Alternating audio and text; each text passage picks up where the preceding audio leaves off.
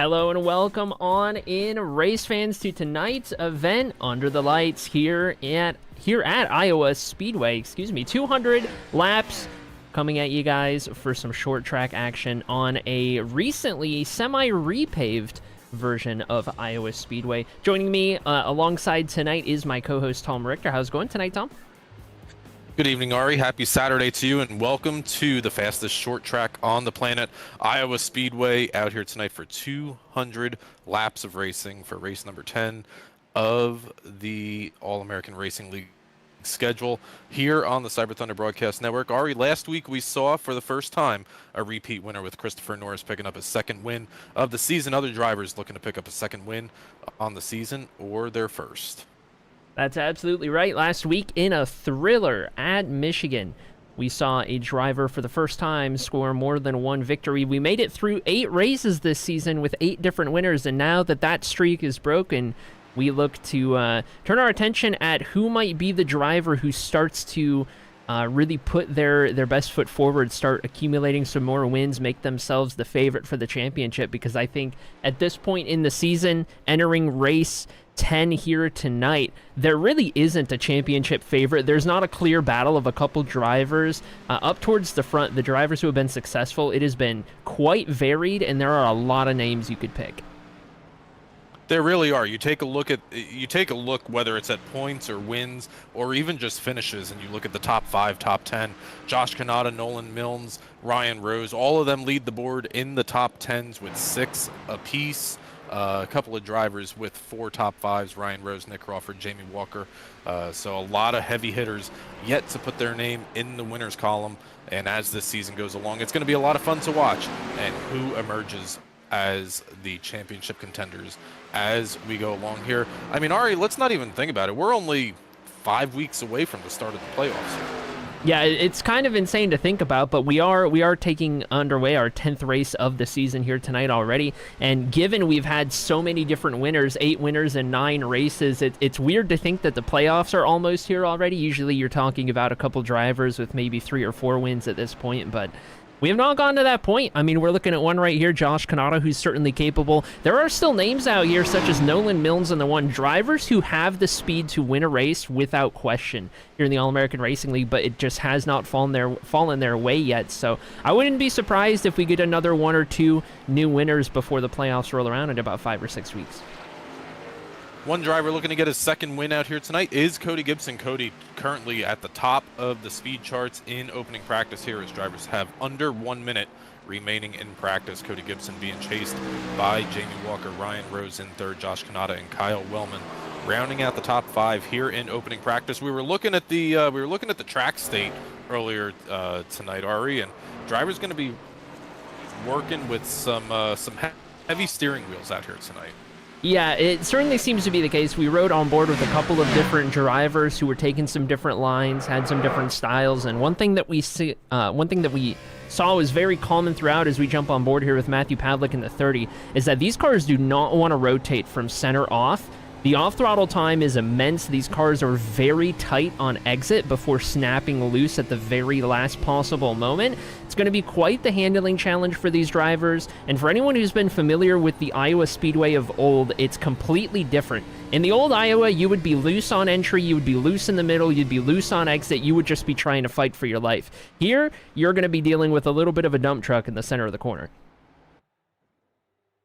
Checkered flag falls out over practice. Cody Gibson is the fastest, followed by Jamie Walker, Ryan Rose. The top 3 in opening practice. We're going to move on over to our 5-minute 2-lap qualifying, see who's the first one to light up on the board and give us a fast lap here. Nolan Milnes rolling off a pit road. Nolan Milnes, driver of the one. We were just talking about him a little bit. Driver with a lot of speed. He's also had a lot of bad luck this season getting caught up in a lot of stuff that wasn't his doing. Maybe the unluckiest driver through the first portion of the season here. We'll see what driver 1 can do with this opportunity here in Iowa. Going to come around and start lap number 1. Off of turn 4, Nolan Milnes going to see the green flag for the first time out here tonight. Other drivers out on track right now: Caleb West, Alex Fuller, Jamie Walker, Gabriel Angoli, and more. Nolan Milnes able to bring that one Chevy Camaro all the way down to the white line in turns 1 and 2 and get a good run down the back. all the way down the backstretch and into 3 and 4, riding that middle line through here on the fresh repave through the bottom parts of the corner into the line. Nolan Milnes in the 1 is going to put the first time on the board, and that time is going to be a 23.81. We'll see how that stacks up to the rest of the field as he begins his second and final lap. Of the drivers who have posted a time, currently holds the top of the board. Hold that thought. Jamie Walker moves up to the top of the charts with a 23.792, about 2/100ths faster than Nolan Milnes. 5 drivers out on track right now have taken a time. Jamie Walker down to Christopher Norris. Milnes goes top of the board with that second lap. It's a 23.57. Let's see what Alex Fuller can do at the completion of lap 2. That's going to be good enough for P2. Jamie Walker sits in P3. Gabriel Ngoli across the line up to P4. We got Tanner Marr coming through 3 and 4. Tanner Marr comes on the exit of turn 4. He's going to see the checkered flag for his qualifying attempt. First time by was good enough for 9th. Second time looks like he's going to hold 9th as well. Joshua Kanata at the start-finish line. He is beginning lap number 2 here. Yeah, 2. Lap number 2 for driver 16. Christopher Norris, last week's winner, jumps up to the top of the board by 0.05 of a second. Put the 38 car on provisional pole. Let's see what the 16 can do coming through 3 and 4 for the final time and get that run to the start-finish line. This all-white 16 Supra under the lights tonight's going to be starting P5 as it sits. Joshua, one of these drivers looking to pick up his first win. Issues for Dakota Moniz in qualifying. Jump on over to Matthew Pavlik in the number 30. See what Matthew is able to do out here tonight. First time by, good enough for 18th. Driver 30 is going to take that Camaro up and off at turn 4 for the final time here in qualifying across the line. We could put the 30 machine up to P12 as we jump back further to teammate Jackson West in the 76, looking to move that Supra up from P23 currently. Jackson West going to see the checkered flag here in qualifying as drivers have just about 2 minutes remaining. First lap was 23rd. Second lap is 16th for Jackson West, jumping over to the 21 Nicholas Sasek. Car number 21 in position number 21. That's not going to improve his qualifying effort here, making heavy contact with the outside of turn 4. Here we have tonight's race sponsor, the Busch Light for the Farmers 175, brought to you by Trevor Harmon in the 029. Across the line we go for that second lap around. It's going to be P22 on the board for Harmon as we jump over to the 24 of Joshua O'Brien late on in qualifying here, currently on lap number 1.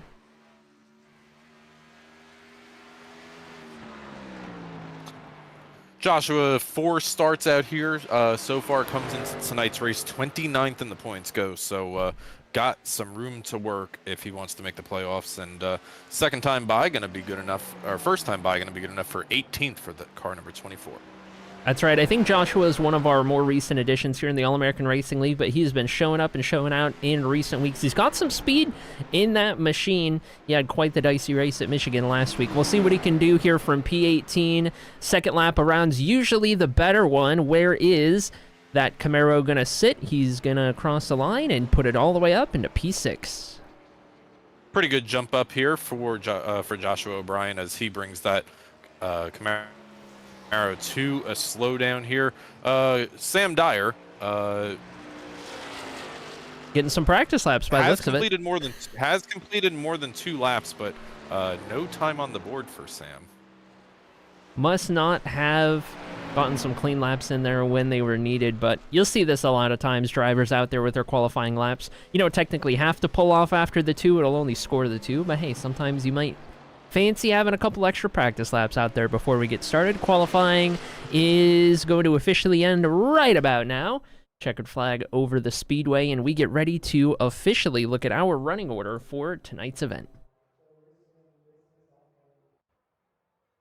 Pulling up our starting lineup out here tonight for race 10 of 24 at Iowa out here tonight in the All-American Racing League. Pole sitter is going to be last week's race winner. Christopher Norris rolls off from the front row alongside Nolan Milnes. Third place is going to be Alex Fuller with Jamie Walker to his outside. The top 5 is rounded out by Joshua Kanata and Joshua O'Brien in the top 6. Gabriel Ngoli and Samuel Garcia make up row number 4, and row number 5, Larry Bell and Brian Zimmerman. P11 is going to be Ryan Rose alongside Cody Gibson in the 7 car. P13 is Matthew Pavlik alongside Caleb West. In 15th, Dakota Moniz. Zachary Wake in 16th. Jackson West qualifies P17. John Perkins in 18th. And rounding out row 10 is going to be Brad Holmes and Rob Higgs Jr.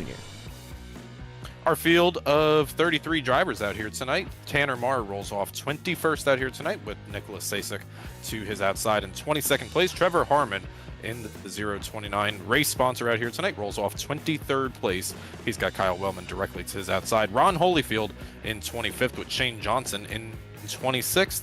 Brian Troy rolls off 27th with Joseph Klein in 28th.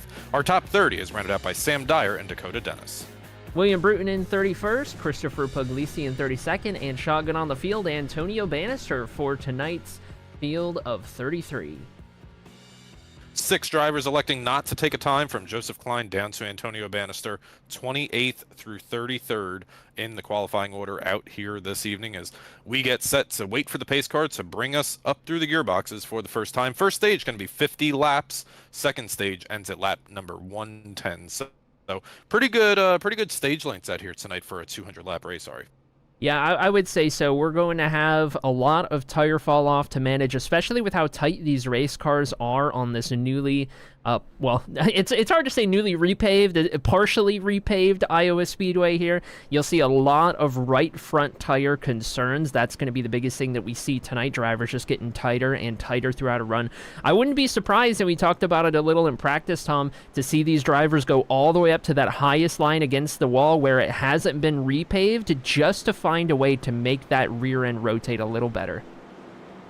Yeah, a little bit less rubber up there, going to slide the car a little bit more. Less grip means it's going to turn a little bit better, but there's a fine line between doing that and going around. We're going to find out who's able to manage the tires out here. They got 4 tire changes out here tonight, so tire management going to be a key topic that these drivers are going to have to work with out here tonight. We're going to have 1 additional pace lap as the field of 33 gets ready to go.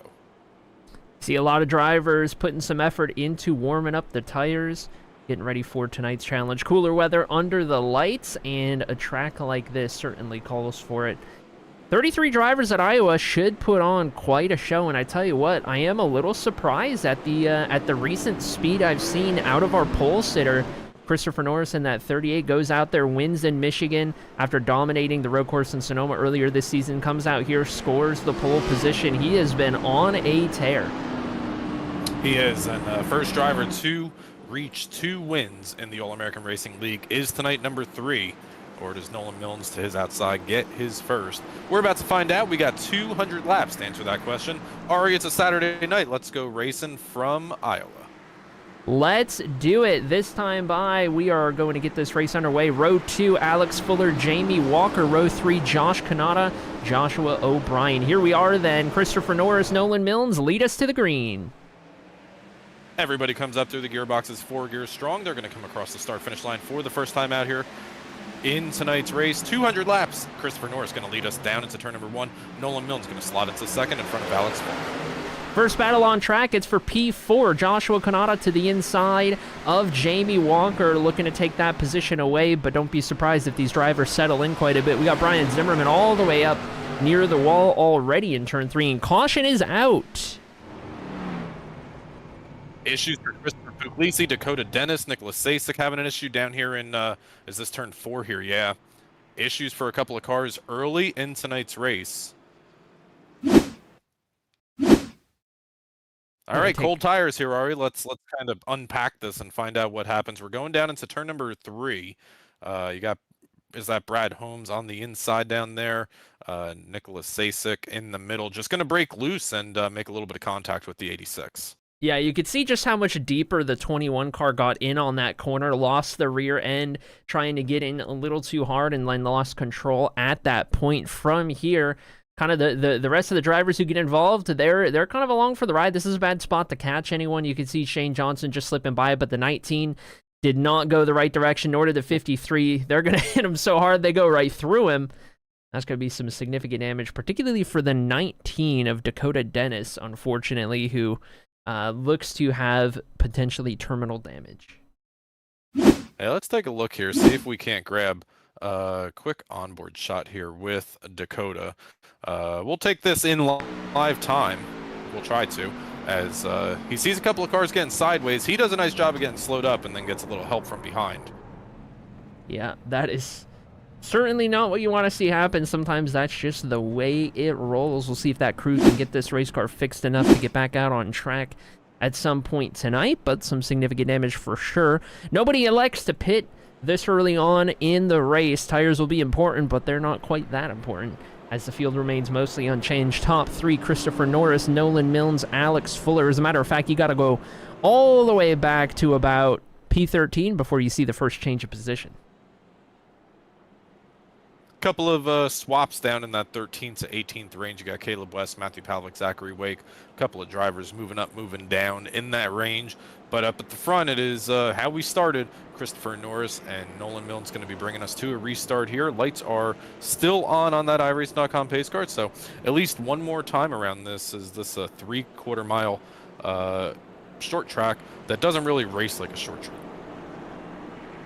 That's certainly right, and man, I love Iowa. This is one of my favorite tracks to go and race just because of the unique challenge that it presents. You know me, Tom, I love the unique tracks that don't really have any comparisons out there, and Iowa definitely, I'm glad we got that in the Cup Series schedule in recent seasons. I'm not happy about the whole repave and everything. I think that affected, you know, the raceability of it just a little bit, but I think once that surface starts to wear out a lot more, we'll kind of get that Iowa of old, and it'll have some classics for sure.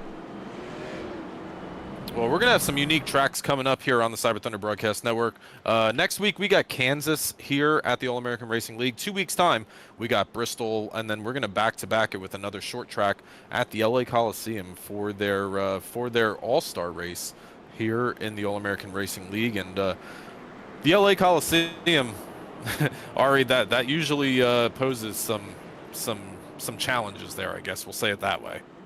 Yeah, for sure. That, speaking of unique racetracks, I'll tell you what, that's a unique one. I can't say I'm a big fan of that one. I think there is such a thing as too small of a racetrack. But I tell you what, given you and I aren't going to be down there on track racing it, I think I'll be kicking my feet up and enjoying the show. The life of a broadcaster here on the Cyber Thunder Broadcast Network doesn't get much better than this as we get set to go racing once again. Christopher Norris on the inside, Nolan Milnes up on the outside. Pace car is going to get down and out of the way, and we're going to see the second restart of tonight's event. Christopher Norris in control of the field from that bottom lane, gonna hit that gas pedal, bring Alex Fuller along with him on the inside. We get a lot of field separation, a couple of rows back, and Norris is gonna lead us down into turn one. Norris on the inside, Nolan Milnes trying to power on the outside, not going to be able to get a fender there on the corner exit. Alex Fuller under fire from Jamie Walker as they head down into turn number 3, and they're going to have Josh Kanata directly in their mirror looking for a spot as well. Another yellow flag, Arie. Another yellow flag out on track. Multiple drivers involved. We're still crashing. By the looks of it, that's the Wildman Wellman in the 42 going for a ride. I tell you, Tom, the look of surprise on my face when we jumped over and I still heard metal being crumpled. All right, so second incident here in turn number 3. Where does this one kind of start up? This is the 76 of Jackson West. Maybe a little bit of a misjudgment. Turns down. Looks like it started with the 33. Yeah, let's see if we can. The 33 and the 76, that is. Didn't get a good view of it that last time. Let's see if we can't maybe grab the chopper view. This kind of follows along in a nice manner here. So we're 3 wide. We got Brad Holmes on the inside. Jackson West is probably not getting the 3 wide call because the 86 isn't to his inside. A little bit of that weird positioning of the race cars. He's going to turn down for a middle line. The 33 can't turn down. John Perkins didn't do anything wrong there. And then it's just a little bit of contact for everyone who is coming up on the situation. And then of course we get the issues back here. The 2 car gets a little sideways. The 42 gets hit by the 10 of Antonio Bannister, I think that is, and just absolutely up into the wall. Let's see if we can't get a couple more onboard views. Don't have a lot of drivers electing to pit, only those with damage, so we could take the time here. I kind of want to see here, Tom, from on board the 10 car, if anything.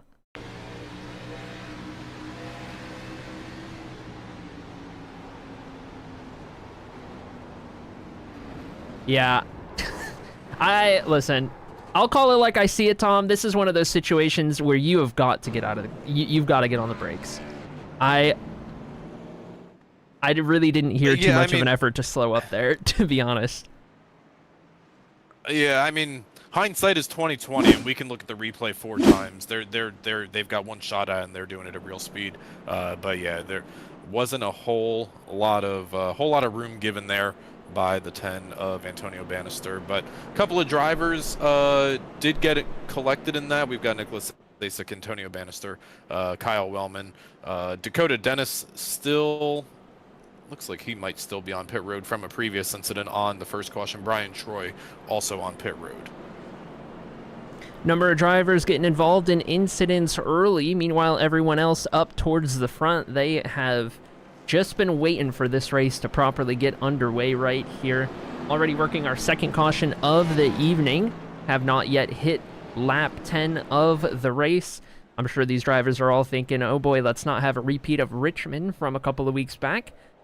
Started off in a similar fashion and ended with, I think, the most yellows the All-American Racing League has seen up to this point in its short history. So see if we can get a good long green flag run going here to complete stage 1. I know a lot of these drivers are itching to get to the long run part of the tire wear and really be able to kind of see what they can do, what the fall off does to the racing, and then really start experimenting with all the different lines.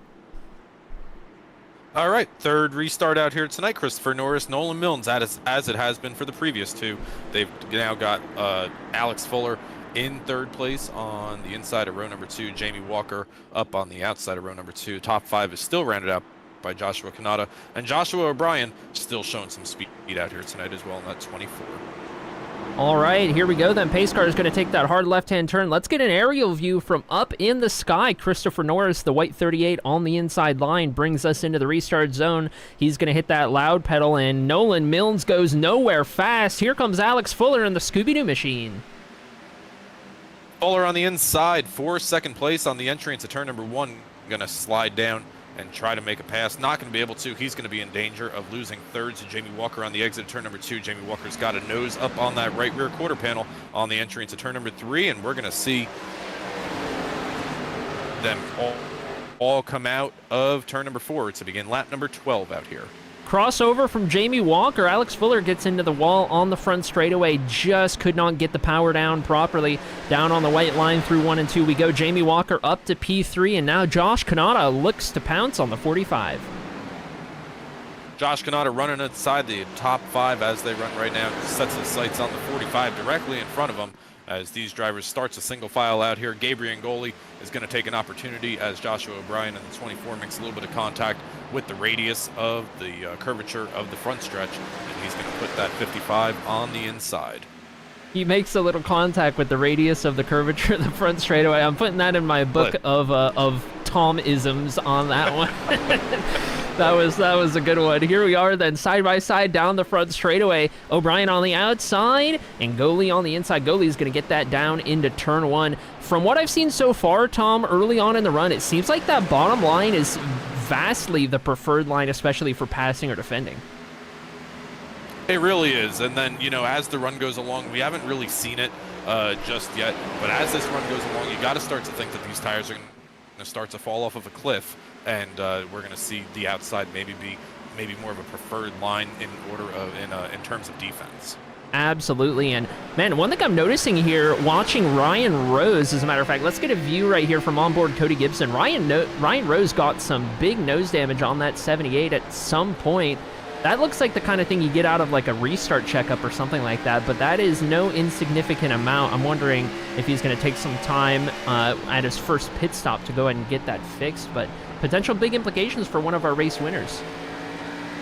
Yeah, we did see a little bit of separation, maybe a little bit of even wheel spin on that restart, so perhaps that may have come from there. Taking a look right now at a battle for about the 7th place. Cody Gibson runs in 8th. He's got Sam Garcia directly behind him, and they're setting their sights on Joshua O'Brien here. The 43 of Larry Bell going to make contact on the outside of the front stretch, and the 30 of Pavlik tries to take a look to the inside. Pavlik on the inside, clips that apron, gets a little loose. He's going to have to slide back in line behind the 43 of Larry Bell. A little further back, Brad Holmes in the 86. He's up 5 positions from where he started tonight's event. A couple more battles on track. We got Jackson West to the inside. Dakota Moniz in the 05. Going to be working that outside line, trying to claw his way up through the field right here. Biggest mover of the race so far, a couple positions back. It's the 53 of Christopher Puglisi. He is up 10 spots from where he started. Yeah, started 31st out here tonight, elected not to take a qualifying time, has survived the first couple of yellow flags out here tonight in the All-American Racing League, and that 53 is moving in the right direction as he's got a couple of cars there directly in front of him. But we're going to jump back up here. Battle starting to heat up between Gabriel and goalie Cody Gibson. Cody Gibson has started to close that gap to the Ford Mustang directly in front of him here on lap number 19. That's right. Let's not forget Cody Gibson, fastest driver in the practice hour. Certainly did not get the qualifying run he would have been hoping for, qualifying down in about P12, I believe it was. He's up 5 positions at the moment, looking to come up more as we see Milnes and Walker doing battle now. This is for P2. Jamie Walker putting the pressure on, trying to make the move around the outside. Jamie Walker looks to improve his starting position out here tonight. Started 4th on the board. He's going to take away 2nd place, and now he's going to try to chase down Christopher Norris. Last week, Arie, we saw a little bit of a battle of the tires between the 38 and the 88, and it looks like we may be seeing the encore here. Certainly could be the case, and I think it'll be a much different story. Over in Michigan, you're worrying a lot about that rear end slipping, trying to keep the momentum up, trying to get that grip planted. And here it's going to be a battle of the tight race cars. So will it pan out the same as it did before? Will Jamie Walker have the advantage this week? Will somebody else throw their name into the hat? We're going to find out, but that right front tire is going to be what it's all about. Almost halfway through stage number 1 out here tonight. Christopher Norris leads, Jamie Walker in 2nd. Nolan Milnes, the top 3 as they run right now. Alex Fuller starting to close in onto that one. Maybe handling issues on the one of Nolan Milnes. On board with Cody Gibson, driver of the 7. He's knocking on the door of the top 5. Wants to take away 5th position from Josh Kanata in the 16.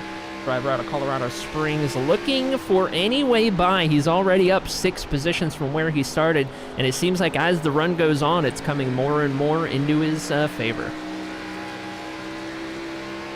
Cody Gibson comes in here tonight, 3rd in the points, solidly inside the playoff bubble as we get set to start to think about that in a couple of weeks as he tries to improve his position. Already got a win here in the All-American Racing League. Looks to be the 2nd driver in that Christmas paint scheme to pick up a 2nd win here tonight at Iowa. Before he does that, he's got to make his way around the 16 of Joshua Kanata. And Gibson has been probably a little bit faster here, but he's being patient. Yeah, he's being a little patient with it. He is also going up with the Ryan Newman of this league, if you will, and Josh Kanata. I'm going to dub him as a very, very good defensive driver I've noticed up to this point in the season. He'll be holding on to this top 5. He's not in a rush to give it away by any means. Wants to see what happens as the tires continue to wear out here. And somebody's got to tell Cody Gibson it's almost February, and I think he's the only one still driving a Christmas car. Yeah, there was a few, and I think some of them have finally switched over. But Cody Gibson's still sporting the Christmas Cheetos in that blue and white number 7 as they come along. Drivers having they had a pretty fun Christmas themed race a couple of weeks ago at Charlotte Motor Speedway, and I guess he's still staying in the spirit. Certainly is, and still staying on the rear bumper of driver 16, trying not to let up on mounting that pressure. Just ahead.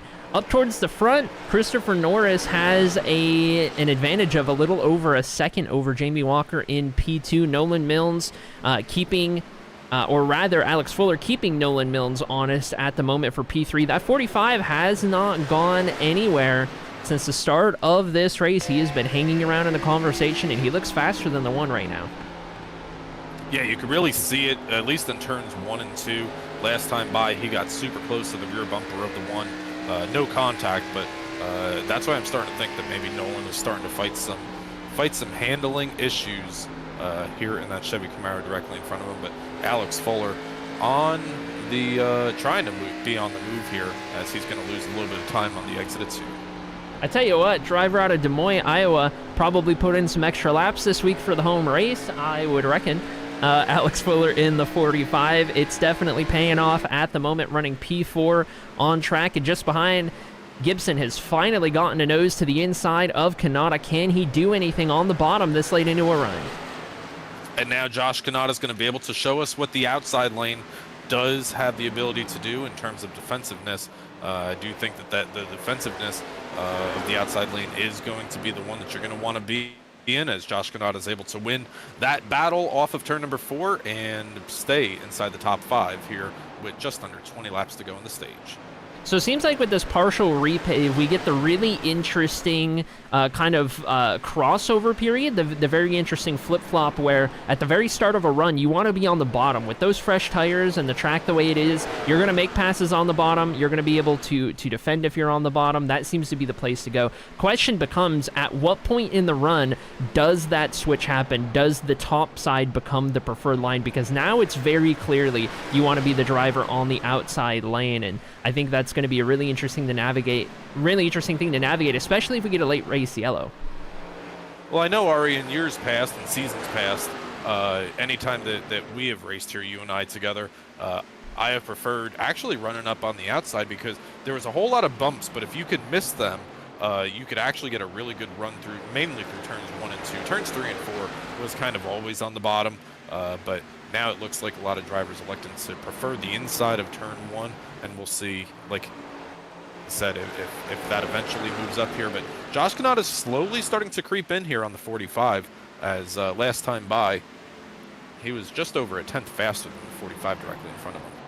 That's right. I think what we're seeing out of Josh is that he was willing to fight for that position. He didn't want Gibson to go, and I think it's because he feels confident about his long-run pace. If you're a driver who's just waiting for the tires to get older and older and really kick in that long-run speed, you're not going to be as happy to maybe give up those positions when someone is all over your rear bumper. You're just waiting for the race to come to you. Hold on to that position, and then you can get pressure on the guys just ahead, and it seems like that might be what the 16's doing. But it's not that Cody Gibson has fallen off of his rear bumper by any means. That 7 car is still there, so Kanata's still got to hit his marks, corner in and out to keep that 7 car behind him. Fuller has not been able to get around the 1 of Milnes up to this point, and the top 2 have otherwise checked out.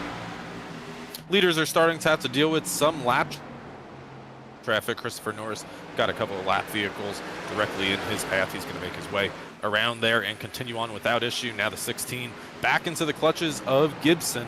Here, that separation between the 45 and the 16 is now extended a little bit, and Cody Gibson's going to try his hand up on the top side. Going to look for anywhere where he might be able to find some speed. Here we go then, 3rd and 4th place, getting around the 21 of Sasek. Looking to get through nice and easy. That did bring the 45 all the way up to the rear bumper of the 1 car. He's going to lose a little time catching on exit where he did. That gets us our top 3 through the first little bit of lap traffic. The 7 still looking for an opportunity here. Maybe wants to use that lap car as a pick. What we're about to find out together is Josh Kanata is going to take a little bit of a wide entry down into turn number 1, going to start to diamond it. That's going to open up the door for Cody Gibson to get a nose up to the outside. Josh Kanata gets stuck behind the 21 of Sasek. That's right, the 16 gets stuck behind him. The 21's going to swerve way up the racetrack on entry right there. And Kanata is going to tiptoe his way around the 21 machine. He does lose out on the position in the meantime. And further back, Goalie in the 55 has his hands full with Brian Zimmerman, driver of the 28, putting the pressure on him. That Chevy Camaro driven by Zimmerman, up 2 spots from his qualifying effort out here tonight, currently runs 8th out here. He's going to take a look down to the inside of the 55 of Gabriel Goalie. Gabriel's been strong and fast throughout all the races here in the All-American Racing League. Doesn't have exactly the finishes to show for it, but the 55 has some muscle under that hood here tonight. Certainly does, keeping his name up towards the front and in the conversation. But all you can hope for. And wow, the 21 getting in the way again as Zimmerman looks to get to the inside. Goalie's going to get hit by the 21. They're 3 wide as Zimmerman moves Sasek out of the way. That 21 car has got to figure out how to let these leaders pass in a more effective manner. Yeah, that's a difficult one there, Arie. I mean, you've got some damage. Your car's not handling. The cars are already handling pretty bad, but there's spatial awareness, and you need to make sure that you're not making contact with the lead lap vehicles, and that's what we saw there. The 55 does a nice job of hanging on to that Ford Mustang. Almost goes around in turns 3 and 4, but continues on. Great save, and just up ahead. Wow, great save from the 45 as well of Alex Fuller. He was putting the pressure on the one car of Nolan Milnes. Gets a little loose out of turn 2 that last time by. That's going to open up this gap just a little bit more as we watch this battle for P3, which has effectively been raging ever since the start of the race. 8 laps to go in stage number 1, 43 of 200. In the books out here tonight for the Farmers, 175. Christopher Norris still leads here in stage 1, followed by Jamie Walker and Nolan Milnes, Alex Fuller, Josh Kanata, currently the top 5, as we see Cody Gibson and Josh Kanata once again going at it. Yeah, Josh Kanata got back around Cody Gibson at some point for that position. So in the same way that Milnes and Fuller cannot get away from each other, you can add Kanata and Gibson to that list as well. These two just hassling each other non-stop here in stage 1. Speaking of, 6 laps to go at the line this time here in the first stage, racing a lap 50 overall, quarter distance in the full event. Stage points for the top 10 will be awarded here in just over 5 laps to go. Joshua O'Brien, Sam Garcia, Matthew Pavlik, those drivers are on the bubble for stage points back there, but one driver looking to get an additional stage point out here is Alex Fuller. He's been working over the one of Nolan Milnes for the past maybe 20-25 laps. Hasn't been able to do anything with it yet. He's got 5 laps to try.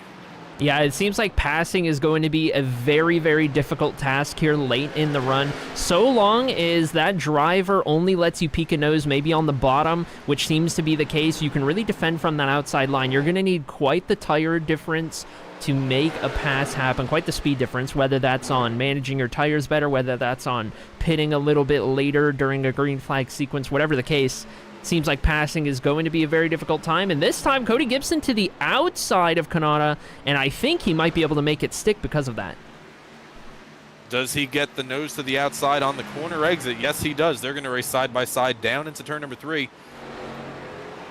Kanata on the inside, Gibson up on the outside. This is the opportunity that Cody Gibson was trying to get earlier, was not able to position his car, and now he's able to at the line. He noses it in front of the 16. Now he just needs to complete the pass. I tell you what, I'm really surprised at how well the 16 is holding on here on the bottom line. I expected the 7 to take it away in a single corner, but that 16 has kept this battle close. Now, Gibson isn't really pinching the 16 by any means, so that's certainly going to give Joshua a little bit of a better opportunity, but he still has to take a narrower entry, narrower exit. It's finally going to lose him the spot right here. Gibson's still way up the racetrack. He might be playing around a little bit with that transition from the new repave to the old surface there on the entry of 1, where you kind of have the right side tires on the old surface, left side on the new. You can kind of use that to get the car, to get the rear end to rotate just a little bit.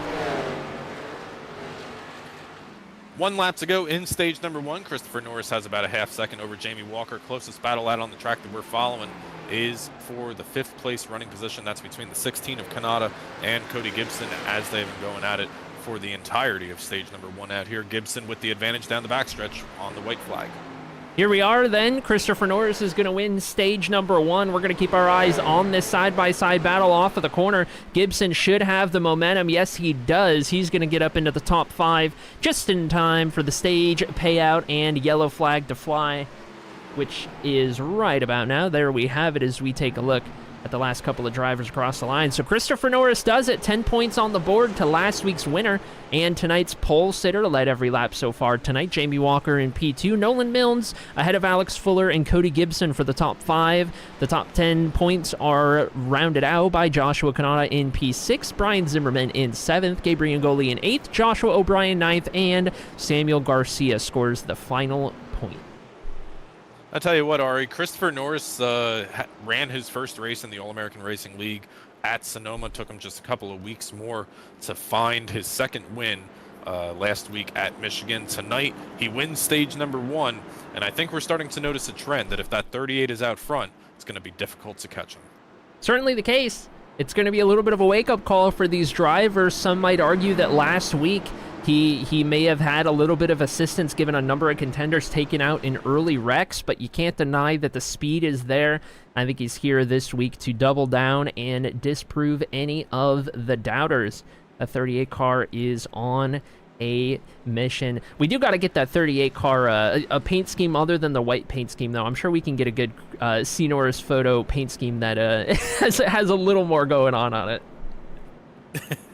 All these drivers for the first time out here tonight going to stop down in their box for service, and with the tire wear and tire degradation that we saw, I would imagine we're going to see 4 tires up and down pit road. Who's going to win the battle off of pit road? You see everybody gets the left sides up as we wait for the first one to roll off. It's going to be the 38, and maybe it's Nolan Milnes picking up a spot on pit road exit. A couple of really close battles on pit exit. I noticed Brian Zimmerman's going to lose a number of positions on pit exit. You can see all the little packs of drivers making their way on off pit lane.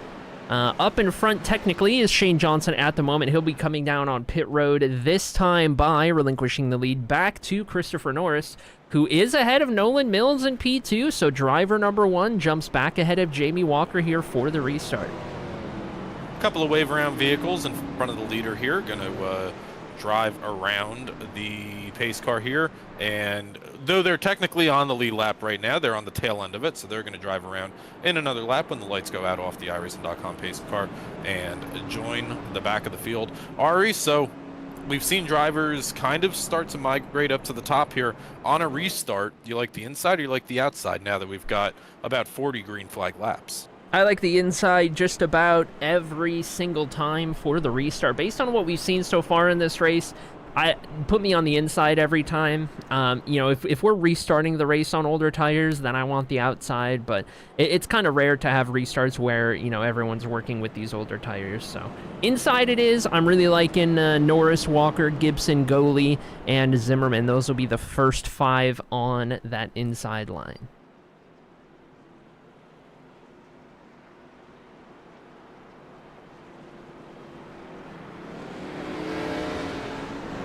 Lights go out off the iRacing.com pace car, and Christopher Norris does elect to take the inside. He's going to have Nolan Milnes up on the outside of row number 1. Jamie Walker in third on the inside of row number 2. And now Alex Fuller in 4th.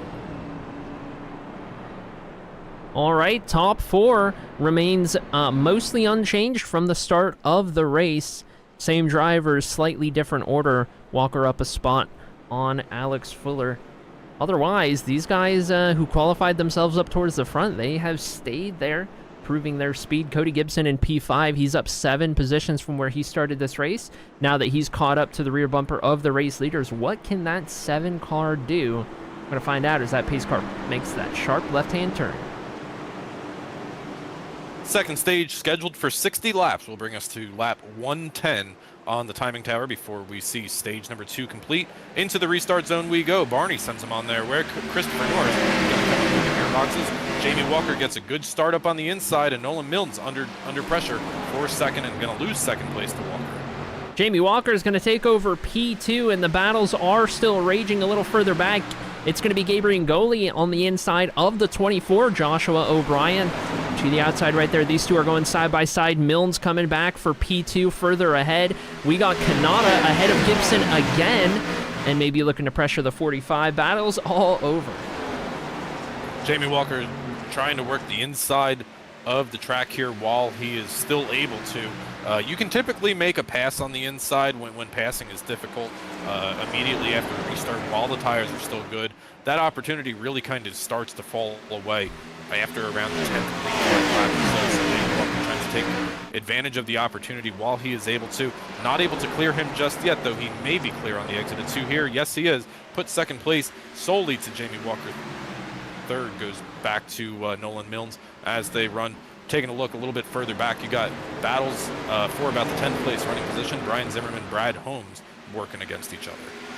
These two are going to make contact into the outside wall. Holmes squeezes the 28 of Zimmerman all the way into the wall, and we've got issues with Pavlik into the 39 of Wake. Big trouble. Drivers who are still going full speed around the 30.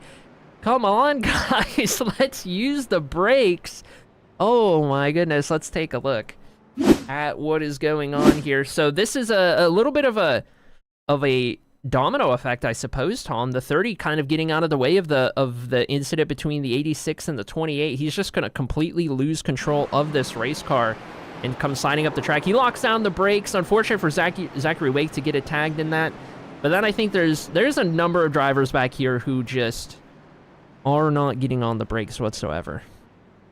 Yeah, I want to take a bigger look at that issue, and it really starts with the 86 and the 28 of Brian Zimmerman on the exit of turn number 4.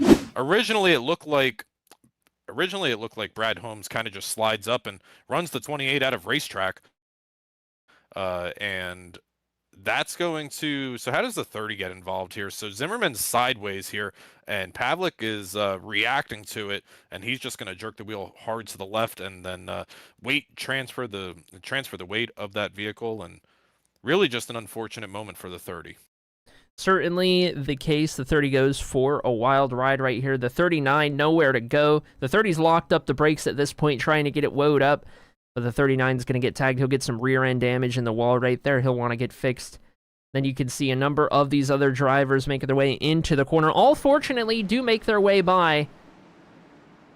Though I would have been hard on the brakes in that case. They survived that one. They survived that one. See the 21 car getting a wave around right here. Lucky dog. Perhaps none of the race leaders electing to come down on this caution. Top 22. Make it 21. Out on track without a pit stop. Caleb West in the 48 did come down for what looks to be a splash of fuel, interestingly enough.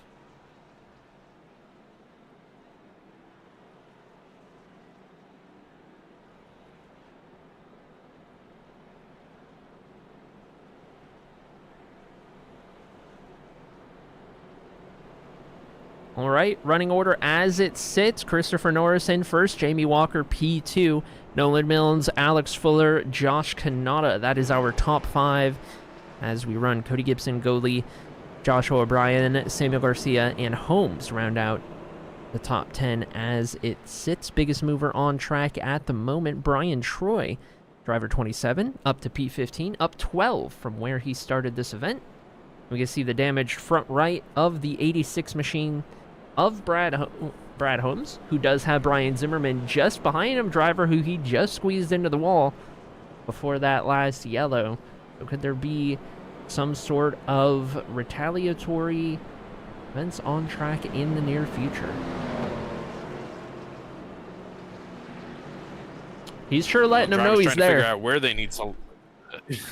Yeah, this is what I think they would call arguing over real estate here, trying to figure out who goes where. You go here. No, I said you go there. But we are waiting to see. There's a couple of open spots here on the grid, and drivers trying to get shuffled up in the right direction. Looks like they're slowly getting it all figured out right here. Back up towards the front. Drivers are all doubled up once again. Christopher Norris is going to take the inside line as the race leader. Going to give the advantage to the one of Milnes on this restart if he can get some good timing. And now we have run a handful of laps on these tires, so we're a little closer to that crossover where the outside line becomes the preferred. Expect these drivers to be a little more racy for position. Yeah, I mean, Christopher Norris elects to take the inside here. That puts Jamie Walker probably in a better position here than if it was the initial start of the stage 2 here. But Christopher Norris is going to be the control car, and he's going to drive away. But the 88 has a pretty good restart here, and he's able to stay up into second place as Nolan Milnes going to try to take a look down to the inside. Not going to be able to make the pass just yet here, but the 88 holding strong early on this restart. That he is, and we've got a battle that's near 3 wide just behind the 45, trying to hold off Kanata and Gibson. These two are still going at it. The whole top 5 under fire as it sits. Milnes still side by side with Walker. Into corner entry, the 88 is going to get a very light entry right there. The one can't quite clear himself on exit. The 88 is going to come back with the momentum. Alex Fuller, Cody Gibson, Joshua Kanata trying to put their name into this conversation as well, as now we got a 5-car battle for the second place running position as Jamie Walker, Nolan Milnes. Issues for Cody Gibson on the exit of turn number 4. He gets hard into the outside wall as the entire field goes around the 7. very hard into the outside wall. That could be some significant suspension damage on that 7 car. The way he kept that thing pinned against the wall, it does look caved in quite a bit. So potential issues for one of the fastest drivers out on track in the 7. We move our way back up front, and they have flip-flopped. Nolan Milnes on the outside now trying to take over P2. Walker now on the inside of Nolan Milnes as they go down into turn number 1 and 2. Joshua Kanata tries to put his Supra in a position to be a beneficiary if these two drivers slide each other up the track. Not going to be just yet, as these drivers still come side by side across the start-finish line down into turn number 1. Walker still on the inside, Nolan Milnes still up on the outside. Neither driver willing to give. I think we're at that crossover where both lines are about even. It entirely comes down to the driver. That's what allowing us to see such good battles here. Bottom line, outside line, it don't matter. I think early on in the run, in the first half of these runs, the ability to battle for position and try and make passes is really good, actually, contrary to what I would have expected. Whereas as you go on a little further and the tires wear out, it becomes a little more predictable. But Walker's going to come out on top in that battle, and Josh Kanata move Kanata up to P3 now. We watched him a lot in Stage 1 defending that top 5 position from Gibson. Now he is ahead of Fuller, ahead of Milnes, and he can see the top 2 just in front of him. Driver started 5th out here tonight, currently runs 3rd, up 2 spots, as is the driver in his windshield, Jamie Walker, also up 2 spots from the start of tonight's race. Nolan Milnes, Alex Fuller, both down a pair of spots as they run in 4th and 5th. A couple of closer battles back here in the back half of the top 10. You're going to have Cody Gibson. Still looks like he's kind of settled out in about the 10th place running position here. Last time by was relatively close to the cars around him. He was actually a little bit faster than Brad Holmes directly in front of him. So maybe Cody Gibson. Oh, he's going to clip the 86. The 86. Brad Holmes goes around off the front bumper of Gibson, and that is going to bring out the 5th caution of the evening. Brad Holmes getting turned to the inside. I was just about to mention that Gibson might not have suspension damage given the speed. I think Brad wants us to stop showing him on the camera. Both times we've shown Brad, there's been contact there. But taking a look at this most recent incident, Cody Gibson on the inside, Brad Holmes up on the outside. Cody maybe just sliding up there a little bit. It's hard to say. Brad wasn't using the entirety of the track, but do they have the obligation to? That's the debate of a long time. Well, I tell you what, I think this could very well just be an instance of Cody Gibson doing what he can to make up positions, probably driving a little frustrated with himself for making that mistake and getting into the outside wall. Gets a little tight on the inside of the 86, ends up clipping him. Now Gibson probably has a... Do we have another issue? Is there issues for the 45? Alex Fuller pulled off the racing surface, comes to a halt. Lets the entire field go before restarting that car. Looks like he's just now making his way back up in position. Let's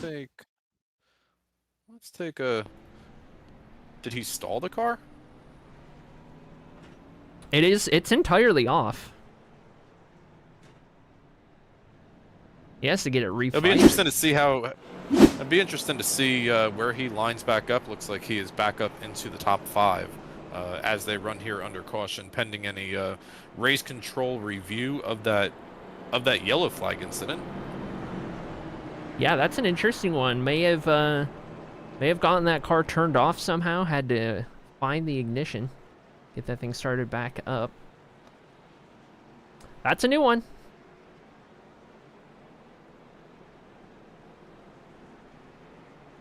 Here we are then.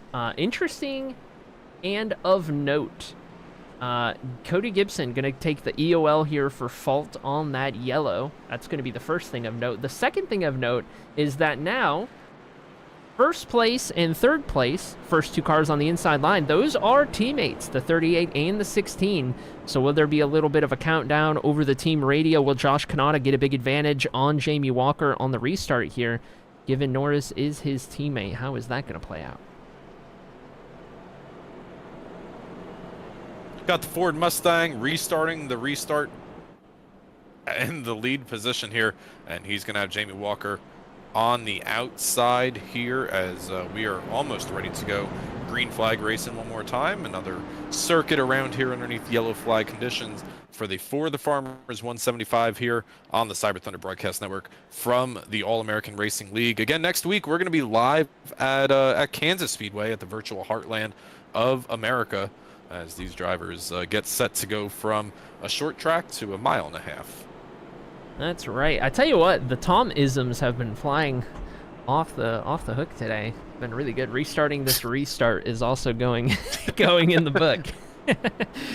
Here we are then. Lights are officially out on that pace car. Christopher Norris, Jamie Walker, that makes up our front row. Josh Kanata, Nolan Milnes, row 2. Alex Fuller, Joshua O'Brien, row 3. Joshua O'Brien in the 24, very quietly having a really good run. Qualified 6th. He currently runs in 6th. He's been out of trouble. He's kept himself towards the top 5 this entire race. He can get a couple more positions, maybe through a pit sequence, maybe just through avoiding some trouble. Watch out for that 24 tonight.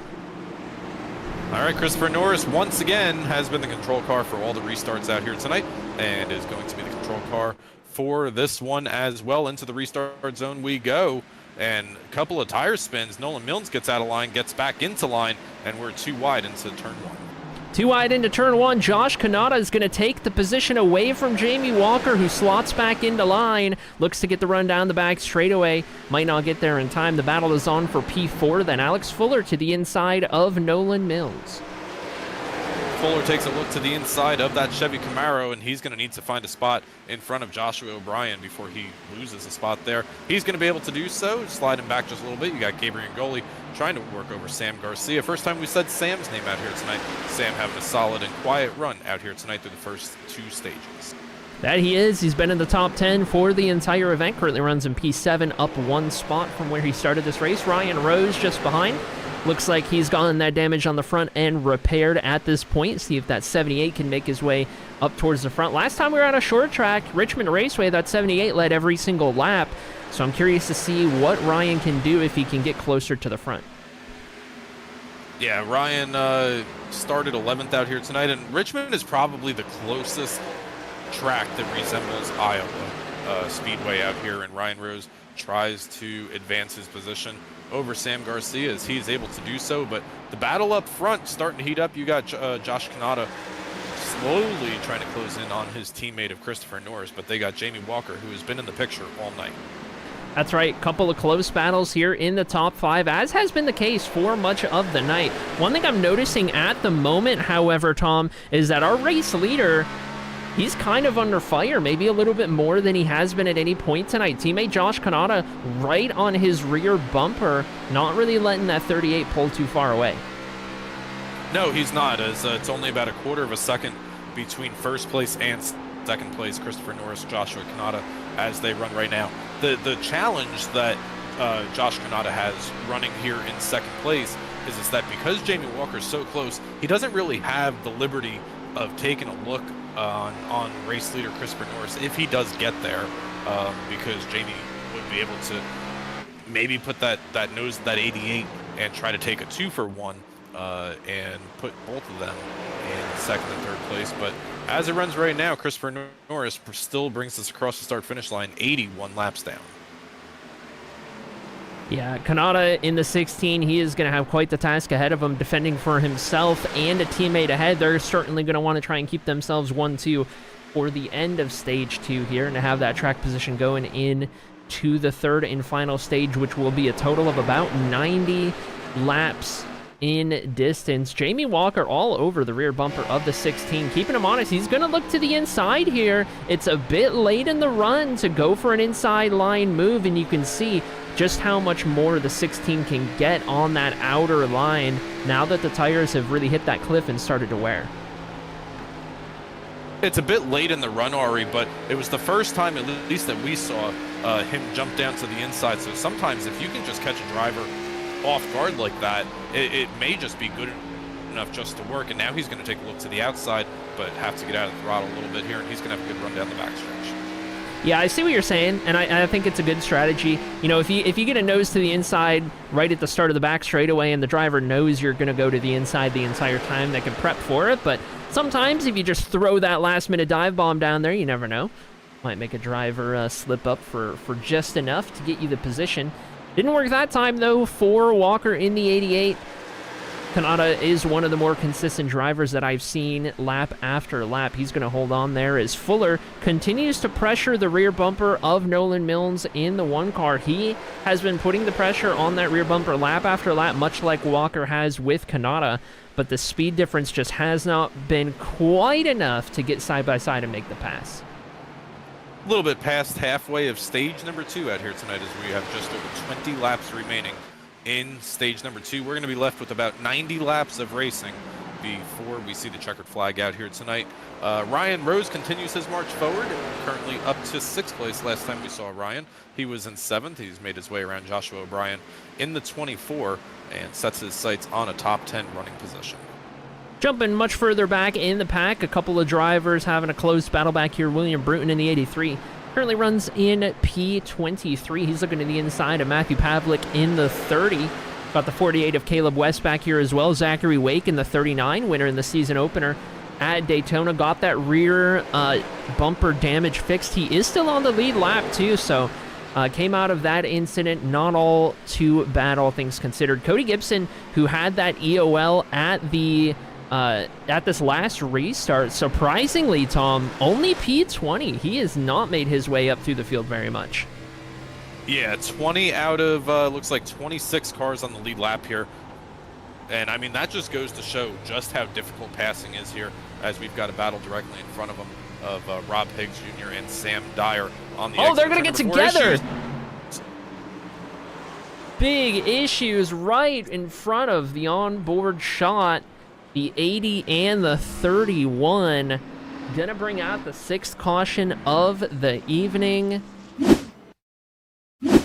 Let's get a look. All right, so coming out of turn number 4 here, Sam Dyer is going to get up into the outside wall and course correct that 31. And unfortunately, that course had the 80 on the inside. And, you know, from a Rob point of view, from Rob Higgs' point of view right there, he just thinks that he just got right hooked there. But we can see that Sam has some contact with the outside wall and slides down. And that's just your natural reaction there. But a difficult thing here is Zachary Wake, who we were just talking about. He's going to get some damage there as well. That's right. I think I gave Zachary Wake the commentator's curse this week. So my bad, Zachary, on that one. We see the 80 limping around in real time. Up front, the top 3 remain, the top 5 remain unchanged from the last we were watching those battles happen. Do we have a little bit of a differing strategy here on pit road? Not really. First drivers down, John Perkins, Zachary Wake, who we know had damage, Matthew Pavlik, Brian Troy, Sam Dyer. So the top 19 all staying out on track as of now, waiting for the end of stage 2 to roll around in about 20 laps time. Want to bring attention to one driver who's had mostly a quiet night out here tonight so far, but has been working his way forward, and that's 2 drivers. You got Tanner Marr back in 11th here, started 22nd on the board, got involved in either that first or second incident that brought out the yellow flag, had some damage up on the right front of that Toyota Supra, but got it fixed up and going in the right direction. And another driver, Arie, is that 53 of Christopher Pugliese. He has had a quiet night as well, and that 53 looks pretty good in 13th. That it does. Driver 53 has been doing a great job. He's up 18 positions from where he started this race. Biggest mover of the night. Avoided all the chaos, all the shenanigans, kept that car looking pretty. As long as you keep doing that at a track like Iowa, very much a race of attrition, you can find yourself scoring some valuable points.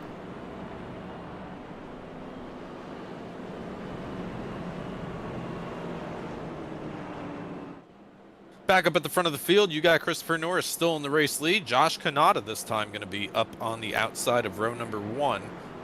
Jamie Walker in 3rd place with Nolan Milnes in 4th. The top 5 as they run right now is rounded out by Fuller.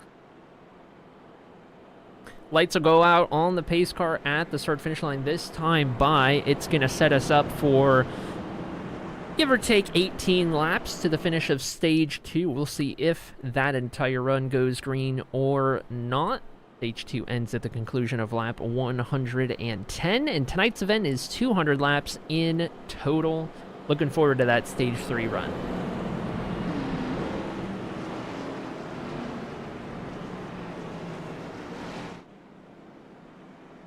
Lights are out this time, and we expect to go green flag racing here in just a minute. Christopher Norris on the inside, as we're probably going to be, it's going to be about 18 laps to the finish of stage 2 here, Arie. Looking forward to it. Should be a bit of a shootout, and we're on the older tires at this point.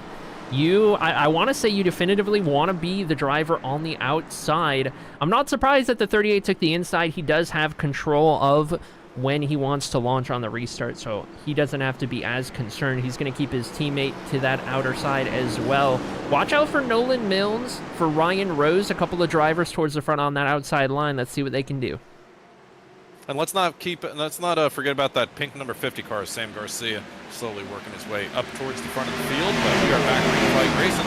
Christopher Norris with a commanding lead down into turn number 1. Josh Kanata does not get the start that he was hoping for. He's going to lose 2, maybe 3 spots here by the time we exit turn number 2. He's going to lose the one to Jamie Walker for sure, who drove it in real deep to hold on to P2, or to steal P2, I should say. And now the 16 is up the track a little further. Alex Fuller in the Scooby-Doo machine. He's going to look to take advantage on the inside in that 45. We're 1 lap past the restart, so everything's calmed down a little bit. That 45 is going to have to be a little careful he doesn't get trained on the less preferred line. He is going to slide up right in front of Nolan Milnes, who dives to the inside. Big move for Nolan Milnes, and he gets sideways on the entry into turn number 3. He's going to hang on to it for now and going to rejoin the racing surface. We're going to lose multiple spots, 5, 6, 7, maybe 8 spots here before we get back to turn number 1. Nolan Milnes with a fantastic save. However, now he is in the middle of the Hornet's Nest. And oh boy, are these drivers getting dicey with one another back here in the middle of the field. You can see the 53 getting a little loose on entry. The 86 to the inside of Tanner Marr in the 4. And Milnes just up ahead trying to recoup some lost ground. Back up towards the front. Kanata has gotten himself securely in P3, but Alex Fuller's there. Ryan Rose is there as well in the top 5 for the first time tonight. Ryan Rose looks to continue to advance his position, and an impressive run out here tonight for the 78, who started maybe a little bit further down the field than he wanted to. The track that is so difficult to pass, but he's looking to take away 4th place from Alex Fuller here. He's got a nose to the inside. We'll see if it works on the exit of 2. He's going to have to slot in behind him and try again. Nose to tail, 3 cars in a row battling it out for 3rd through 5th. Has been the tale of the night so far. Just interchange the drivers in any order, and you've got the battle for the top 5 at Iowa, which has been a great watch. Jamie Walker has been keeping in tow with Christopher Norris up front. The 38 car still in control of this race, but the 88 trying to do something with him here, see if he can't close that gap, can't figure out what that 38's doing. Riding on board with the 78 of Ryan Rose, watching the 45 of Fuller pressure the rear bumper of Josh Kanata in the 16. He's keeping him honest right there, trying to get him to slip up. So 100 laps into tonight's race here, Arie. We've seen a couple of drivers perhaps get up there and challenge the 38. We've seen the 16 and the 88 at times get up there and challenge. Who do you think maybe the 38's biggest competitor here? I like the 16 when he was directly behind him, but he has, big issues on the front stretch. Gabriel Ngoli and Brad Holmes. Gabriel Ngoli goes for a wild ride. Brad Holmes gets a huge piece of it. That 55 is crab walking. We're going to need to take a look at what happened to Ngoli in the 55. He was already out of control. We might need to get a replay from a little further back, potentially here, just to see what happened. But Brad Holmes comes in and just gets the worst of it.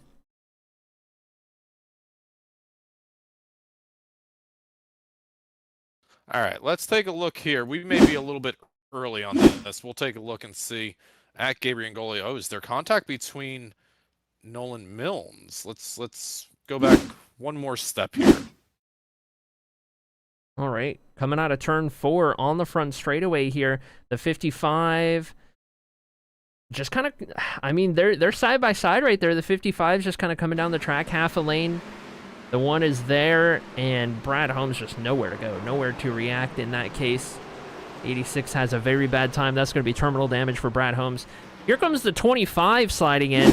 I guess that's another thing that we should take a look at is what happened to the 25 of Ron Hollifield. All right, exit at turn number 4 here. He's going to see a couple of cars get into the grass. He's got the 21 of Nicholas Sasek.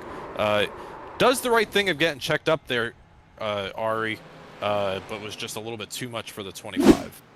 Yeah, little late on that one. Caught asleep at the wheel. Got on the brakes. Little too hard and out of control. So easy to do when you get on the brakes really hard, especially at short tracks here where you've got the brakes tuned a certain way. I mean, through all of that, Tom, we didn't get a yellow. We did not get a yellow, and we're going to see 5 laps to go in the stage.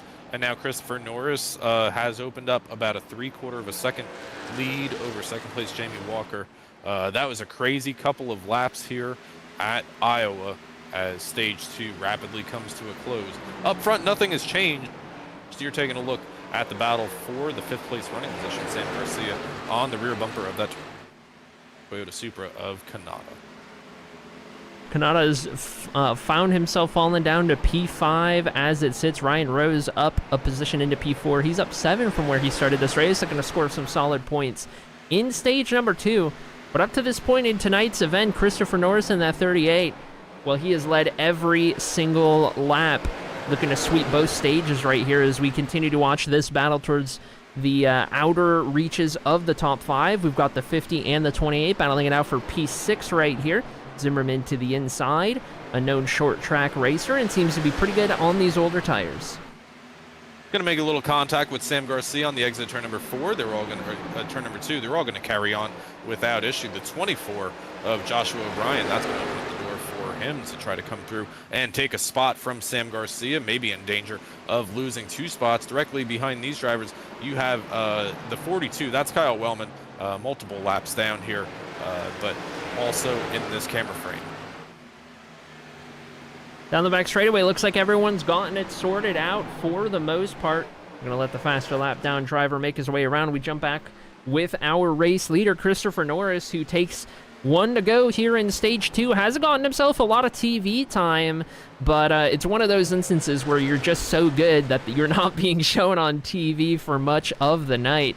But that C. Norris photo Ford Mustang is going to sweep the stages tonight in Iowa, following up a pole position, following up a win last week. That 38 on a roll, and that roll continues. We wait for the yellow flag to come out over stage number 2 as we're waiting on the 10th place car. That is going to be Cody Gibson, last driver to pick up a stage point here in stage 2. And now, gotta imagine we're going to see all these drivers come down onto pit road for some fresh tires. Is anybody have anything for the 38 out here tonight? It's a big question.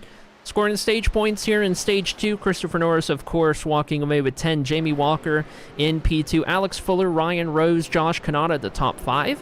Brian Zimmerman, 6th. Samuel Garcia, 7th. Joshua O'Brien, 8th. Nolan Milnes, 9th. And Cody Gibson scores that final point. Pace car is going to pick up the race leaders right here, and it'll be the what could potentially be probably not the final pit stop of the race. I don't think, Tom, I don't think you could manage 110 on fuel. Well, drivers did have 4 tire changes out here tonight, so the majority of them are on the same strategy. Pit at stage 1, pit at stage 2. That's going to leave you 1 additional pit for the middle of stage number 3, and maybe 1 additional if we do get a late race yellow, but the entire field on pit road behind the 38 of Christopher Norris. All right, no penalties now, not heading into the final stage of the race. Those are race ending, and we're going to see which drivers can make moves via their pit stop sequences here. Christopher Norris in the 38 does have that first pit stall advantage. be surprised if anyone got out of pit lane ahead of him, but I'm really keeping my eye on that 2nd through 5th position, Tom. That seems to be where all the action has been. Well, we're going to see who wins the race off of pit road this time. It's going to be the 38, followed by Jamie Walker in the 88, and then it looks like Alex Fuller, and then a little bit of contact between the 78 of Ryan Rose, Joshua Kanata. Just a little fender rub on the exit of the pit road right there. All right, all of our drivers making their way off of pit lane. And we await stage 3 to get underway here. Under caution for the 7th time this evening. End of stage 2 at the moment. 5 incident cautions up to this point in tonight's event. We could see Joseph Klein, driver of the 5, who's got a 7 car out there on track tonight, waiting to get a wave around in that Camaro. Just a couple of weeks separate us from the start of these drivers' playoffs here, Arie. And the driver's going to be doing a 3-round chase with 4 races in the final round to determine the championship. Round number 1, these drivers got some difficult tracks. They've got Darlington and Nashville Fairgrounds coupled in round number 1. The second round, they've got North Wilkesboro in there, and then the third round, well, they've got Watkins Glen, Talladega, Martinsville, and Homestead. Yeah, I tell you what, I'm looking forward to it. These guys put together a pretty fun schedule. Especially a fun schedule to be calling up here in the booth. It's worked out so far. I mean, 8 winners and 9 races. The field's been really competitive. It's been a great first season. I'm looking forward to the second half as we approach it, and those playoffs should be pretty intense with the level of competition that we've had. As they run right now, Alex Fuller would be the first driver on track to be another first-time winner out here tonight. Christopher Norris with 2 wins on the season. Jamie Walker with the win earlier in the season. Alex Fuller looking to get his first win out here tonight. Ryan Rose also has a win. So some of the names starting to rise up here to the top as we're about halfway through their season. That's right. Alex Fuller looking for his first win, as is Samuel Garcia in that 50. Samuel Garcia has gotten a couple of P2s in some close late race runs, saving a set of tires here and there to make some late charges. Has that 50. Watch out for him strategy-wise. Zimmerman at the 28, Milnes on the 1. Also drivers looking for their first win. Here we go then. Pace car is going to take that hard left-hand turn. Stage 3 is officially underway. Christopher Norris on the inside in control. In control once again is the 38, and he's going to lead us down into turn number 1. You got Jamie Walker getting a big push from the 78. Issues for Walker. Issues for the 88 of Walker, who goes straight into the outside wall. Oh my God, the 50 of Garcia. Oh my God, Sam Garcia up and over. John Perkins, Tanner Marr. What is happening? Something happened mechanically to Jamie Walker for him to turn right like that. Oh my goodness. We need to take a couple of looks right here. We're going to scoot it back just a little further here for Jamie Walker. Oh man, let's see if we can't go back even further here.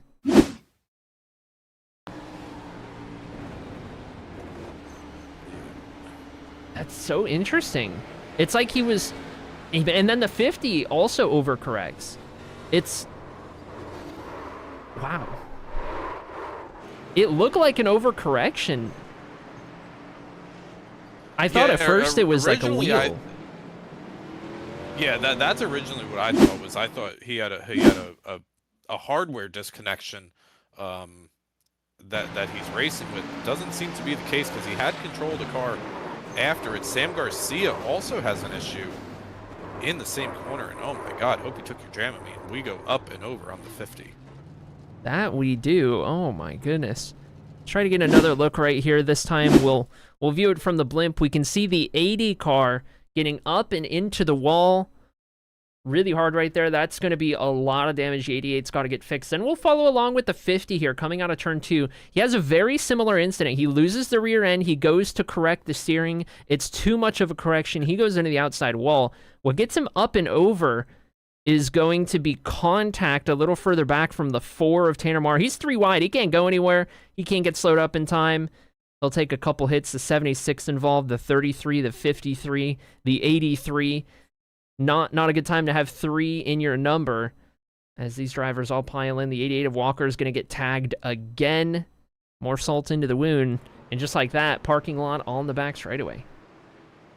I don't know that I've ever seen a car flip at Iowa, but we just saw two very similar incidents. You know, this is the kind of thing where in real life they would probably say there was something on the track, but two very similar incidents for both the 50 and the 88, almost carbon copy incidents in the same corner. Yeah, that really looked like one of those real-life oil on the track incidents right there, but kind of surreal, and to your point, I don't think I've ever seen a race car flip here at Iowa Speedway. First time for everything. We'll make sure that old Samuel Garcia is doing all right in the infield care center there. Number of drivers down on pit road, 16th on back. For the most part, got to get some damage fixed. There's that 50 right there. We can see the 4 of Tanner Marr. Some significant damage on pit road. A little bit further back. This really shakes it up, Tom, because that 88 was one of our #1 contenders for the win tonight. Can anyone else get up there and pressure the 38 of Norris? Ryan Rose is going to be starting P2, highest he's been running all night. Yeah, Ryan Rose, I think Ryan Rose is probably the one to pull the rabbit out of the hat, if anybody's going to do it. He had a dominating race at Richmond Raceway a couple of weeks ago, and very similar to Iowa Speedway. But more than that, Arie, he's been the one driver that's been able to improve his starting position through the field, and this is the first time he's going to have clean air on the front of that Camaro. Don't count out this 78 until we see what this restart looks like. I like it. To your point, he's up 9 positions from where he started this race. One of our biggest movers tonight.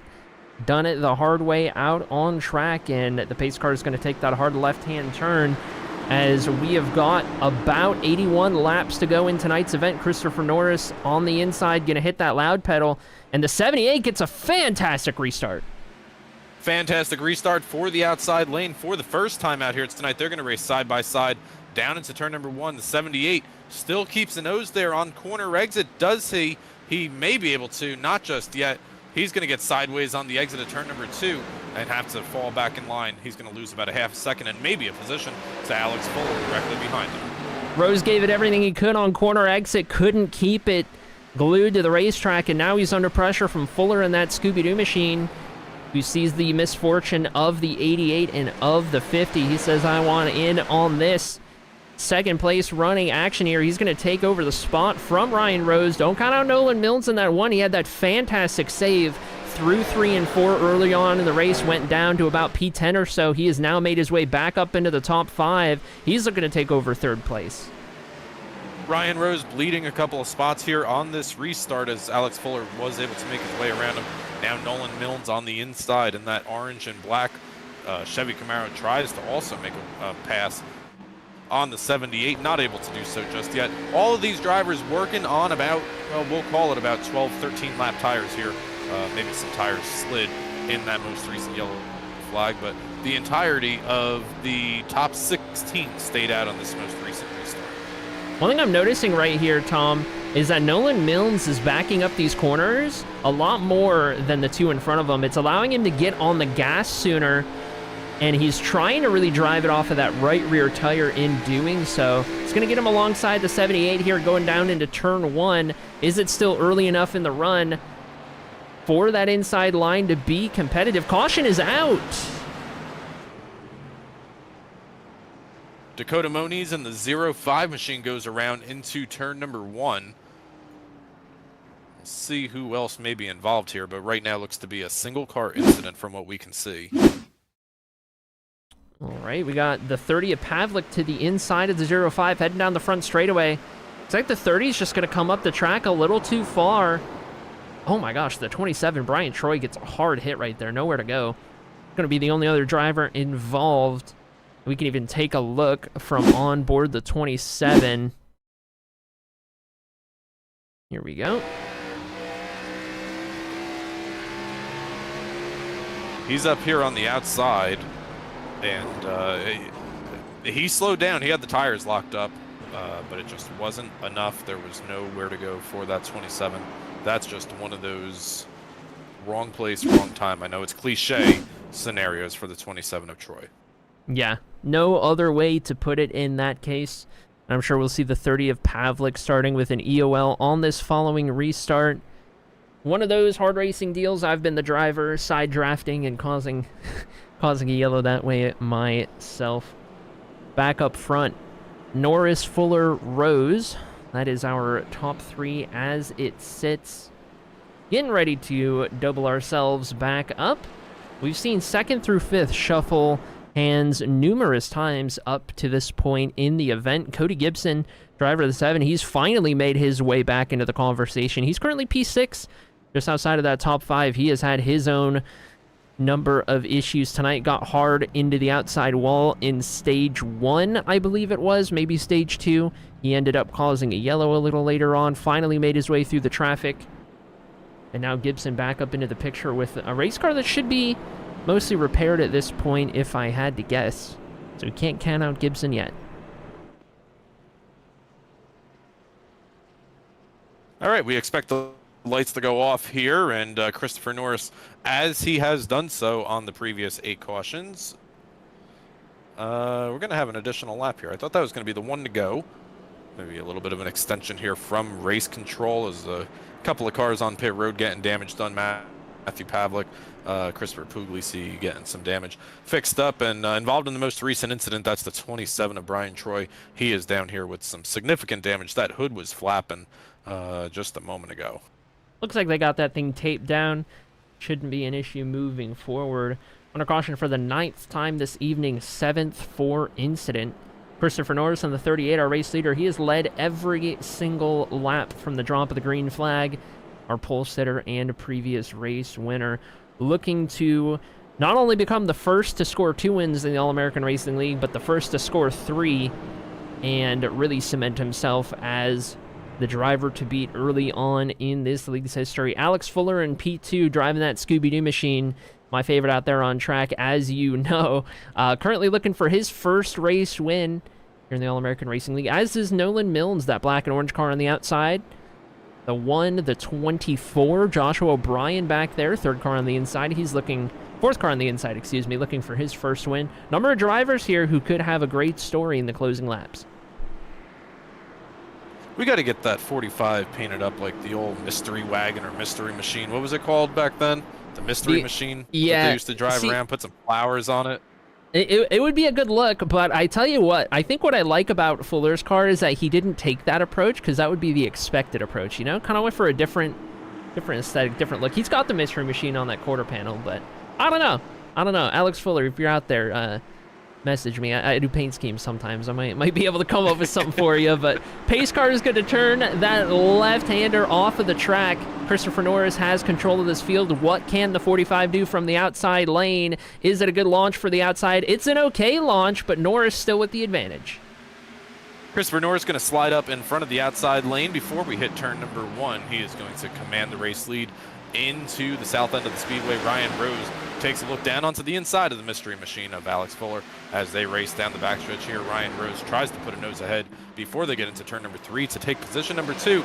But oh yeah, don't look now. Here comes the 1 of Nolan Milnes right up in the mirror. Here comes the 1, the 16, and the 7. They're all contenders for this race win as well. They all want a piece of this action as it sits through 1 and 2. Fuller to the outside of Rose for P2. He has the advantage down the back straightaway. He almost gets clear. Rose is just going to keep that nose pin right there. He might leave himself vulnerable to the 1 of Milnes around the outside. Milnes up on the outside and trying to take a spot here and follow the 45 through and take 3rd place away from the 78 of Ryan Rose. Josh Kanata maybe setting himself up to follow in the footsteps of this 1 machine if they stay side by side for another set of corners or 2. But here comes Cody Gibson in that blue Cheeto Chevy Camaro. They may be lining up to take advantage of the 78 here. I tell you what, Tom, Cody Gibson has probably got to be so sick and tired of seeing Josh Kanata out his windshield. He went through all that trouble just to get back up here in the top 5, looking at that 16's rear bumper yet again. We'll see what Gibson can do this time around as Milnes almost gets the move done on Rose for 3rd. He's going to have to try again down the front straightaway. Contact as they lock doors. All good down the front straightaway. Rose keeps himself in contention. 6-7 laps to go out here tonight with Ryan Rose on the inside, Nolan Mills up on the outside, a little bit of argy-bargy on the exit of turn number 4 a moment ago. They're going to remain clean and green as we continue to race out here tonight. Still expect to see at least one more green flag pit stop out here tonight. When does that happen? That's the question these drivers have to answer. It certainly is. 66 laps to go in tonight's event. Milnes does clear for P3, and now the task is up to Josh Kanata, who peeks the nose to the outside. He has to get out of it as the door closes. The 78 of Rose closing said door, and now everyone getting about single file in line. Want to give a shout out to a driver we've not mentioned much tonight, currently running in P7, Larry Bell in that 43. He's been avoiding the mayhem, avoiding the chaos.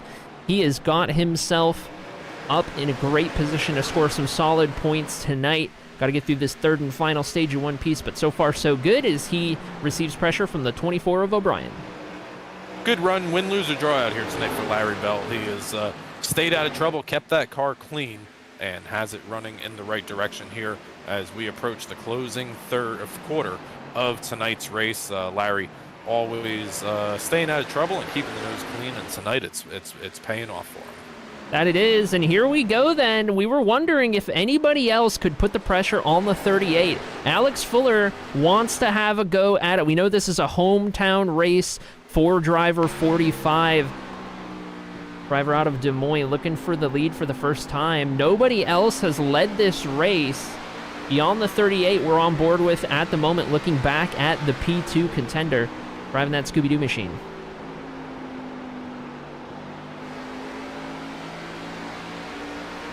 Trying to compare the two different lines that these drivers have here are between the 45 of Alex Fuller and the driver that we're on board with, Christopher Norris. Chris seems to enter a little bit lower, and then Alex likes to kind of dime in the corner and try to set himself up for a good exit. Problem is he's going to need to put the nose up on the right rear quarter panel in order to really try to make a pass, and I think that's going to be difficult with Norris taking a little bit of a wider entry. Yeah, it's a very similar line to what we saw out of Nolan Milnes earlier when we were on board, and maybe Fuller learned it from Milnes, maybe the other way around. Maybe they both wound up doing it themselves, but they're both taking this much easier entry. They're getting the car rotated very early, trying to pin it on the right rear of the car, the weight transfer on the right rear as much as they can, get it off of that right front, make the car rotate a little bit better. That's how they're driving this at the moment. Christopher Norris, he's driving a little further in on corner, letting the car get woed up, rotating it, driving it a lot more stable and a lot more evenly on the right front versus right rear. It's not that there's one way better than the other per se, just different ways to drive these race cars that will result in slightly different tire wear. Well, and then you also got to think, right, the 38 doesn't have any dirty air in front of them, so that may be the preferred line just for the leader, but I mean, if Christopher Norris finds himself in second, we may see him doing the same exact thing, and whoever takes the lead kind of flip-flop positions here. So it's difficult to say without any lap vehicles here because we haven't seen the 38 in dirty air out here tonight to see how he does in passing as well. Yeah, it's a good point. The dirty air is always going to come into play, even at short tracks occasionally, especially this short track in Iowa. You're going to have to contend with that as we see Fuller continuing to enter kind of a lane or two up the track a little higher than normal that time. He's bringing Nolan Milnes with him. Caution is out yet again. Yellow flag is out for what? See Gabriel Ngoli maybe a little bit off pace here. Nothing too concerning. All right, looking down the front straightaway here. Just ahead, that is the 21 of Sasek. These two are going to get together on entry. We'll try to get an onboard shot here from Goli in the 55. That'll be where the yellow comes from.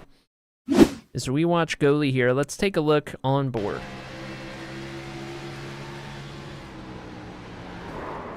Wow. He turned that wheel left, but it did not turn. It went straight on corner entry. Wonder if that's just heavy damage to the... Oh, go ahead. 21. Heavy damage to the 21, and there's some pretty significant damage. Anytime, if you can see it visually, leaders on pit road here, Arie. Oh. If you can see the damage visually, it's pretty significant. That it is a good point there. This should get us to the end then, Tom. This should answer our fuel question. No green flag pit stops here. Everyone should be down for 4 fresh tires and fuel. Going to be a very important pit stop. Could very well be the money stop, though. The way this race has been going, I wouldn't be surprised if we get a late race caution that really asks an interesting question out of some of these drivers. All right, so now drivers had 4 tire changes out here tonight. The majority of them have just used their 3rd tire change. That's going to give them 1 more if we do get another yellow flag here in a little bit. But aside from that, these drivers' hands are tied if we have at least 2 more pit stops. That we do. Currently, technically in the race lead, Shane Johnson did not take tires on that stop. Going to bring it down on pit road again. Could be a mistaken fuel-only run right there. The 2 car gets onto pit road, relinquishes the lead back to Christopher Norris, who will continue his quest to lead every lap tonight in Iowa. Become the second driver to do so here in the All-American Racing League if that holds out. Currently in P2, Nolan Mills, jumps up into that position, the same position he started this race in, ahead of Alex Fuller. 2 drivers who have the speed, I think, to get up there and contend with that 38. We're going to restart this race with maybe 52, 53 laps to go. Sounds about right. Yeah, drivers currently working lap number 145 out here tonight. We expect to see the lights go off the iRacing.com pace car next time they cross the start-finish line, and we're going to double up and go racing once again. If I'm the 38, or I guess I'll pose the question this way. If I'm the 1 or if I'm the 45, I don't know if a long green flag run helps me or hurts me in my quest to chase down that 38, because we've seen him drive away on both ends of a short run and a long run. Yeah, I think it's... I don't know. If I'm on track, if I'm the 1, if I'm the 45, I'm kind of thinking that I might need to do it on a short run. Now that we've got the tires here, I might be pushing a little harder just to try and get that track position. If you can get that spot, get that leg up, and start defending from that point, I would feel a lot better, though. That is more my driving style, get up front and defend. We'll see what these drivers tend to do, or decide to do, rather. The 1, the 45, maybe even the 16 of Kanata. He's hung around the top 5 all day. Can't count him out as of yet. We see Rose on the inside, running a little slower right here. He gets back into line. He'll be restarting in P5. As the lights are on the pace car, and Christopher Norris on the inside is going to have control on this restart. We're set to do it for the 10th time out here tonight, as the field's going to come out of turn number 4 behind the iRacing.com pace car, and through the leadership of Christopher Norris, we're going to see the green flag once again out here to begin lap number 148. Nolan Mills gets a little sideways on the restart there, almost contact with the 45. That's what the 38 likes to see in his rearview mirrors. Now he's got clean track to drive away. That he does. The 1 hops a couple of times on the restart. The 45 of Fuller is going to get sideways. Gets that thing saved. Has to enter turn 3 way on the bottom. He's still going to be loose. The 16 of Kanata is sideways. 16 of Josh Kanata goes around. Unsure if he had any help there. Definitely some contact with the outside retaining wall as he was coming to a slide. We will see. On the entry into turn number 3 here, he's got Brian Zimmerman directly behind him. Doesn't look like he's going to get any help. He's just going to get out of the groove there just a little bit and go for a ride. And he is. 16 of Kanata. Little bit of right rear damage, but honestly, nothing too crazy. We've seen this before, Tom, these cold tires. We saw it by Jamie Walker and Samuel Garcia on that restart earlier on in this race. It's coming back to bite a couple more drivers. Kanata in the 16 gets the worst of it. Alex Fuller in the 45 almost got a really bad part of it. He does fall down to P4 in the running order. Moved Brian Zimmerman at the 28 up to 5th position. His first time in the top 5 tonight, and a driver we know to be good at these short tracks. All right, so if you're Nolan Mills, you just had the restart of your life. It was a little scary, but you were able to hang on to a 2nd place running position. That's got to be sitting in the back of his mind. You know, maybe he tried a 1st gear start there, whereas the other restarts may have been 2nd gear. Really unsure what may have caused that tire issue there between him and the 45 on this most recent restart, but something to think about if you're driving that 1 car. Yeah, absolutely. And let's not forget that Nolan Milnes in that one car, he's got a lot to race for tonight. Of course, everyone wants to go out there and win, but Nolan Milnes, he's not secured a victory yet in the All-American Racing League. He's winless somehow. He's had the speed. He's run in the top 5. He's led laps.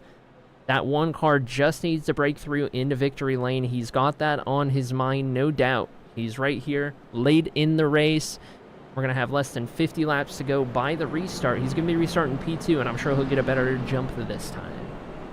Tonight could be the night for the number 1 car, or it could be the night for the 78 or the 45. We're going to have under 50 laps to decide it out here tonight in the Corn State, Iowa Speedway out here this evening. But something's going to have to happen to the 38 if that is going to be how it plays out here tonight in the For the Farmers 175. Yeah, I agree. That 38 has been glued to the racetrack. He's been on a mission on rails, and some drivers have been able to get close. We haven't really seen anyone go up there and really give him a hard time for the race lead up to this point. Time is ticking. The window is closing. There is still time, but it's going to have to come pretty quickly if you are Milnes, Rose, Fuller, or otherwise. As we have seen in restarts past, Christopher Norris elects to take the inside lane here and remain as the control car. Nolan Milnes in the same spot that he was on the previous restart. We'll have to see how he manages this restart here. Can't have another issue there with tire spin. I like the position that Ryan Rose is in here. If the one gets a really good restart here and they get to battling, that's going to open up the door for both the 78 and the 45. But I keep an eye on that 78. Yeah, I don't think you can count anyone in the top 5 out of this race at this point. Also, shout out to Christopher Puglisi, the 53. He is somehow in P7 at the moment, up 24 positions from where he started. Make it P8. 23 from where he started. That 53, I mean, at this point, Tom, he might be looking at a podium. Good run for the 53 of Christopher out here tonight, and we'll see where he finishes as we get set to go green flag racing. Once again, Barney's got that flag high up in the air, and he's going to wave it, and the driver's going to come along the start-finish line. Give us 48 laps to go. We're going to race side-by-side down to turn number 1. Christopher Norris still controls this race. He's got a mirror full of the 78 of Ryan Rose and Nolan Milnes directly behind him.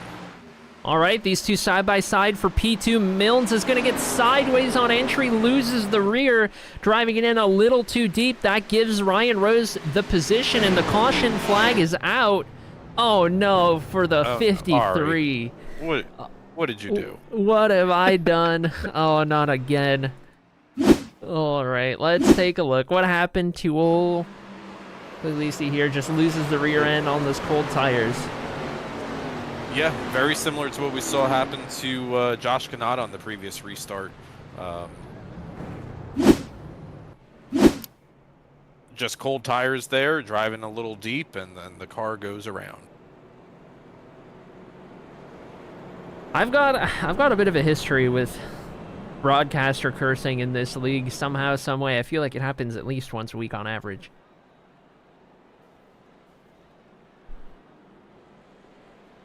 Well, I mean, I don't want to bring it into fruition, but you've highlighted Larry Bell out here tonight. You've highlighted Cody Gibson, Brian Zimmerman.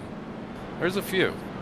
There is a few, for sure. Do I hear some race cars getting shut off? Actually, did that pit stop come at a time in which these drivers were just on their number? Well, they last pit on lap number 144. Stage number 2 was just under 60 laps with a couple of yellow flag laps there built in. We have seen 2 yellow flags since these drivers last came down, so I can't imagine that fuel is really an issue here.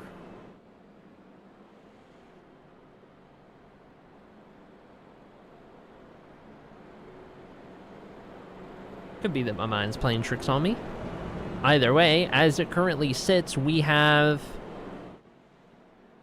This is 13 drivers on the lead lap. Talk about race of attrition, Tom. When you start a race with 33 drivers and there are only 13 on the lead lap, 3/4 of the way through, that's how you know it has been a slobber knocker.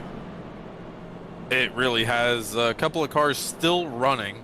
Looks like Brian Troy is still running. He currently serving a black flag.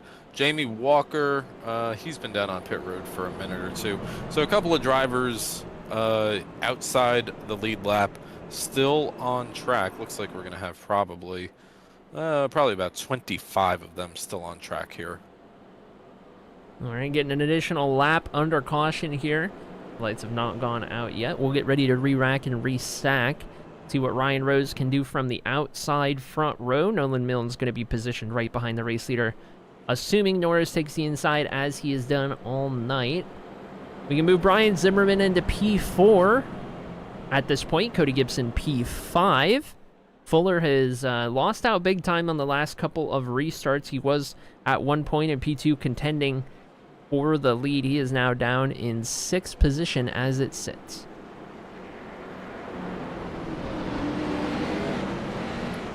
Lights are out this time, and we will be going back green flag racing here to begin lap number, what'll be 157 next time by. And Christopher Norris, as has been the story of the night so far, will be the control car. This time Ryan Rose up on the outside. We've seen the 78 up on the front row before. Had an issue with the restart here. We'll see if he's able to get a little bit of a better one.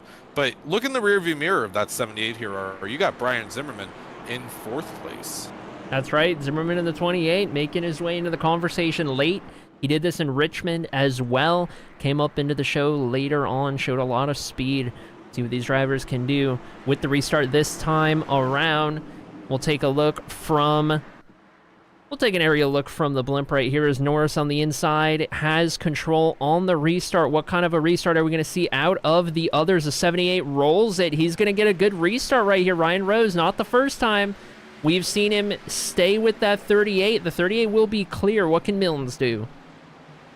He may not be clear here on the exit of turn number 2 as the 78's going to try to keep a nose there on the exit of 2. And for the first time, we have a battle for the race lead. Ryan Rose to the outside of the 38 on the entry into turn number 3 with the better line through 3 and 4, but at the start-finish line, it's still going to be the 38 with the lap lead. That it is, down into turn 1. How deep are these drivers willing to throw it on entry? How much are they willing to use their tires? They got to worry about the one car just behind. They're still neck and neck down into turn 3. If you're on the outside, you got to be very careful about that rear end stepping out. If you're on the inside, got to make sure not to close that door too much and cause a wreck at the line. Norris still with the advantage. He's edging ahead just a little bit. Does he clear on entry? He does. He is going to clear the 78, but for how long is he able to hang on to the race lead? Ryan Rose had the best restart and showed us that maybe there's a little bit of vulnerability in that 38 Ford Mustang of Christopher Norris out here tonight. Ryan Rose going to get a little sideways on the exit of 4, to take a peek to the inside, but back into turn number 1, he's looking up on the outside of the 38. 40 laps to go this time around, and Rose back to the drawing board trying to figure out what to do to get up there and get around that 38 of Norris. Milnes in P3, still in good position, eyeing up these two at the moment. And this race, as it runs, if it continues to run out without another yellow flag, we will still get to see the tire fall off and the swing and how these drivers can perform as their tires age. Ryan Rose still hanging with the 38 Ford Mustang of the race leader of Christopher Norris. And this is probably the closest anybody has been to the 38 throughout the course of the opening of a restart run here. It has taken about 10 laps or so in previous restarts before we start to see the 38 start to drive away. We'll see if that's the case here, or if this is go time here for the 78, and now maybe even Nolan Milnes, who's looking to put his name in the hat for the race lead. That's right, and I think if you're Ryan Rose, you're in a bad spot right here because you have to try and make the attack, but you've also got to defend in your rearview mirror. Nolan Milnes is going to want that spot. He's going to want the opportunity to go get the race leader. We'll see what we can do right here. One thing's for sure, I think if Ryan Rose can maybe stick a nose to the outside right there, don't be surprised if we see the 1 try and push him around the 38. So now we're 20 laps into a tire run here for these race leaders here, Arie. If I'm Christopher Norris, I don't want to see a yellow flag for 2 reasons. 1, it's going to bring the field closer back together. And 2, 20 laps is a pretty significant amount here with what we've seen out here tonight. If you pit, everybody else may stay out. Yeah, if you're the race leader, you're the sitting duck when it comes to these late race yellows and what do you do, what do you not do. You know, if you're Norris and you stay out, maybe everyone else comes in. Maybe you go in and everyone stays out. It's a tricky spot to be in. Right now, we can see him opening up the gap just a little bit, almost half a second now to P2 Ryan Rose, who's had his hands full with the one. And oh, by the way, Alex Fuller, he's made his way back up into P4 around Zimmerman, around Gibson, and back into the conversation. That 45's not done yet. Battle for second starting to heat up. You got Ryan Rose, Nolan Milnes, and Alex Fuller all under a blanket as they come down to turn number one. A little bit of separation between third place of Milnes and fourth of Fuller.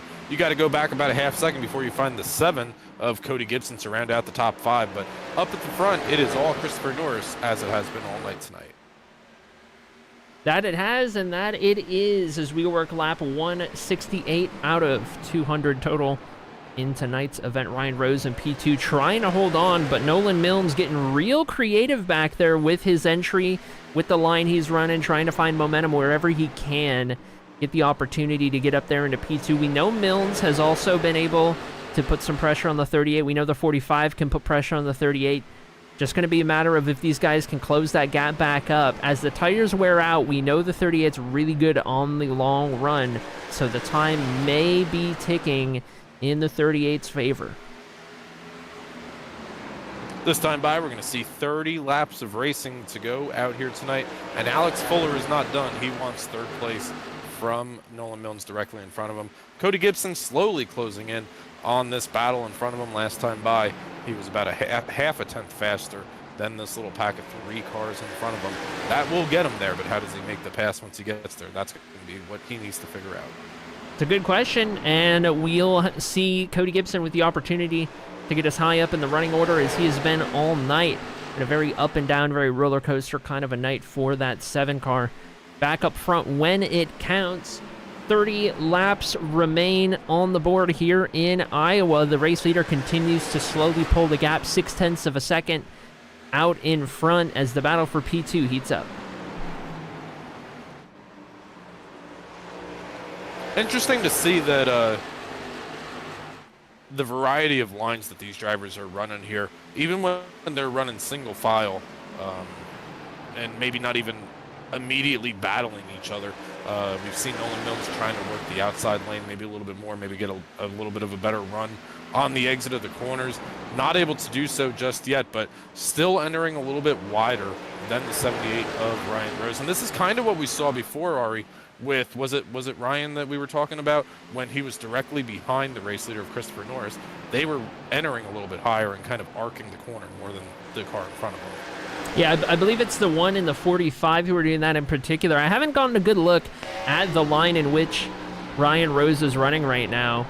He's certainly backing up the entry a little more than what we see out of the one. He's not taking that arc the same way, though. The 78's kind of running a pretty, I'll say, traditional route through the corner. There's nothing that stands out as particularly crazy about what he's doing. Just very smooth, very consistent, and it's enough. It's fast, but it's interesting to see the differences. A lot more similar to what we see out of the 38, as a matter of fact.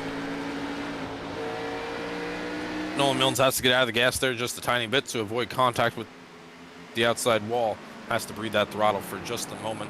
Was going to have an opportunity down into turn number 1, but that's going to have to wait at least one more set of corners by Nolan Milnes all over the back of Ryan Rose. We're looking at the battle for second place as we're going to see 25 laps to go next time by. It has been all Christopher Norris up front out here tonight as he continues to lead with 25 laps to go. 25 to go. The battle is on for P2. Closest battle on track at the moment. Ryan Rose, Nolan Milnes, and our race leader in the 38, Christopher Norris. He's coming up on lap traffic now. The 21 of Sussex is going to be the first one for these drivers to make their way around. They're going to catch him in the middle of the corner. That 21 slides up the racetrack. 78 looks to the inside. He's going to bring third and fourth place with him. A little bit of a wiggle from the one of Milnes. Everyone gets through. Cody Gibson also makes his way through as no time wasted on a slower vehicle within 25 laps to go. Ryan Rose able to put a little bit of separation in between him and the one of Nolan Milnes right now. Last time by, Arie, I mean, these drivers are running pretty identical times. Last time by, it was about 5/100ths of a second faster for Christopher Norris, but those 5/100ths over the course of a long run, they'll add up. Oh yeah, they certainly will.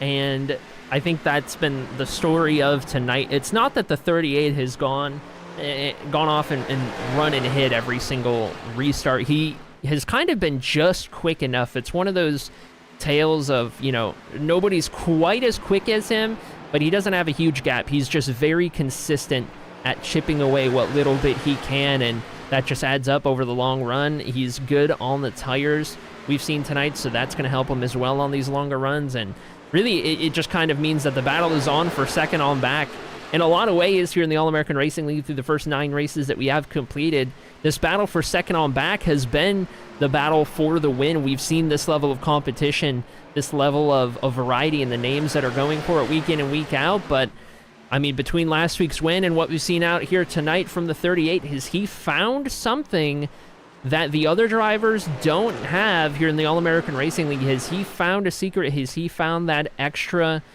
speed to put that 38 in the position to be our championship favorite?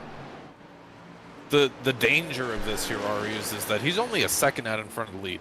Now, I'll take a second lead any day of the week, right? But if you catch a group of lap cars maybe battling for position, or maybe somebody gets sideways in front of you as you're coming around to lap them, a second is going to disappear just like that. It is going to go away faster than you'll realize. So one bad lap vehicle that he's trying to pass or whatever, that could spell trouble for his lead that he has built up here in this recent restart. Yeah, very well could be. He's going to be worrying about lap traffic. He's going to be worrying about if there's a yellow that comes out over the speedway. I think we're far enough in the run now that if there's a yellow that comes out, everybody's taking tires coming down on pit road. I think the question at that point just becomes, you know, if we get the caution late enough that there's, you know, maybe 5 laps to go or less, at that point do you see people throwing the Hail Mary, maybe staying out, maybe taking 2 tires when there's so little time that you have to make it to the finish?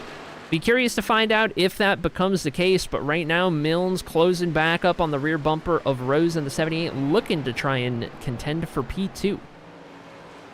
Last time by, Nolan Milnes was just a little bit faster than the 78 of Ryan Rose, but passing at an absolute premium out here tonight, not able to advance his position to second place and take a spot away from the 78 of Ryan Rose. Ryan's been able to hang up here with second, started 11th out here tonight, and has been able to make his way all up to second place. But this may be as far as he goes as we run right now. Could very well be. As these tires age, as the laps tick by, it becomes harder and harder to make a pass out there on the racetrack. That outside line becomes pretty dominant in wheel-to-wheel combat. The driver ahead can usually defend by opting for that line throughout the corners. It would take a slip-up. It would take some significant tire differences. It would take maybe even a pit stop, as we see Fuller in the 45 to the inside of Milnes. Milnes did slip up out of turn 2 right there. That's one of those opportunities. He's going to have the momentum on the outside line. As long as he keeps it pinned, Fuller's going to have a hard time. Tries to protect second place running position as he has got the preferred line, but he is going to come down all the way onto the right side door of that 45, and it looks like maybe Alex Fuller might be able to clear him into turn number 3. Driver's going to come down here. Advantage to the 45, but for how long? What does the 45 do on corner exit? He's able to maybe clear himself. They might still be side by side at the line. I'll tell you what, these are a couple of teammates battling it out right now, the 45 and the 1, and that is some real aggressive racing between a couple of teammates right there. I feel like, you know, when you look at a couple teammates battling, Tom, it's one of two things. You're either going to race each other extremely nice, or you're going to race them harder than you race anyone else. And I think we're seeing a little bit of that story right here as Fuller gets the advantage on Milnes in the closing laps, moved the 45 up to P3. Alex Fuller up into a podium running position here as Nolan Milnes trying to come back at the 45 here and retake that position, as we're going to have 11 laps to go in just a moment here to close out tonight's Ford the Farmers 175 here on the Cyber Thunder Broadcast Network for the All-American Racing League here on a Saturday night. Christopher Norris only 11 laps away from accomplishing a feat that's only been done one time before in the short history of the All-American Racing League, looking to lead every single lap in an event. Trying to follow up the performance that Ryan Rose had only a handful of weeks ago in Richmond. 2 times in 10 races would be a crazy stat. It certainly does not happen that frequently whatsoever, especially on oval tracks. But we have been witnessing a lot of talent out there in the All-American Racing League. And jumping back to a battle that we have on track right now for P7, Battle of the Joshuas. We've got Kanata in the 16, we got O'Brien in the 24. These two going at it.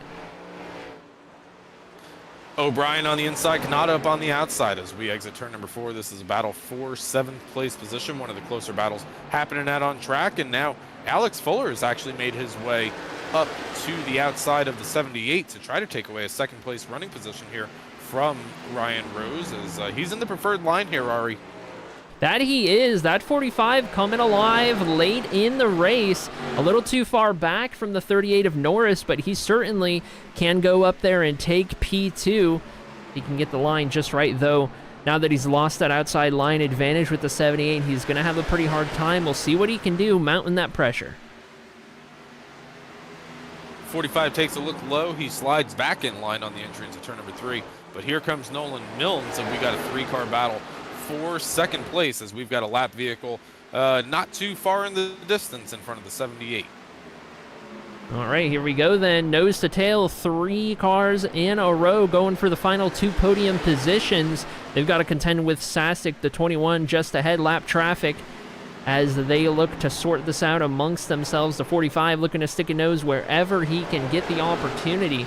All the while, Norris is just counting down the laps. Close call between the 78 and the 21. We're going to go 3 wide with the lap down vehicle. 3 wide settles back to 2 wide on the entrance to turn number 1 with Ryan Rose on the inside, Alex Fuller up on the outside, and Nolan Milnes now has the opportunity to do whatever he wants. 45 gets a big wiggle down the backstretch here, as the 78 may be able to slide up in front and clear for 2nd place once again. That he does. He drives it in so deep on entry right there. The 1 is actually going to get an opportunity on teammate Alex Fuller now to go ahead and take back 3rd position. The battles have not calmed down yet. 5 laps remain over the speedway. Christopher Norris's advantage nearly 3 seconds out front as we run. The 45 is going to clear the 1, put it back into P3. A little bit of a bump right there perhaps, but they get it sorted out.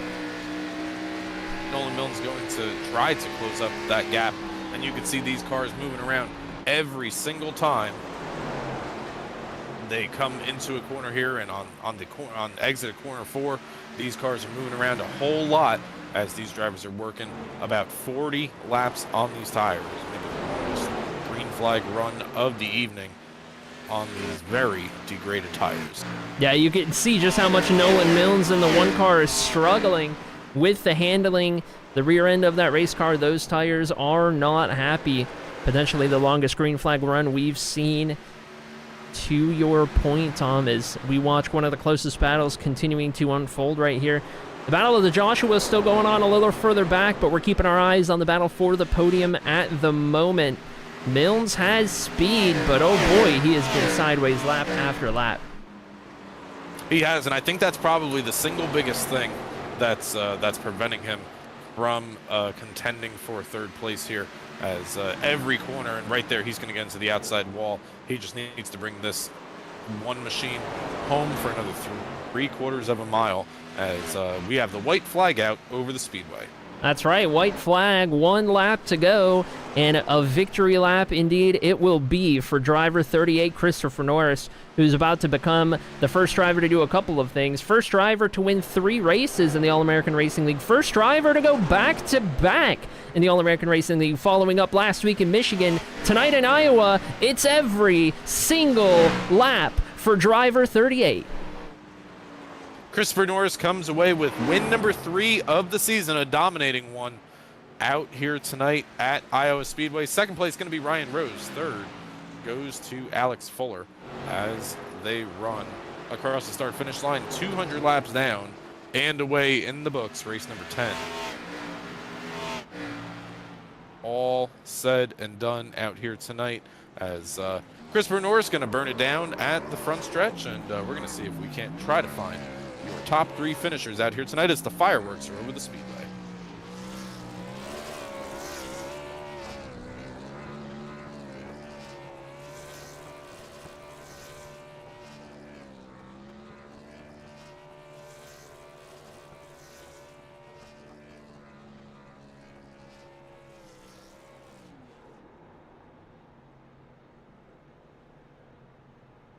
All right, and with that, I do believe Thomas caught up with our third place finisher, Alex Fuller.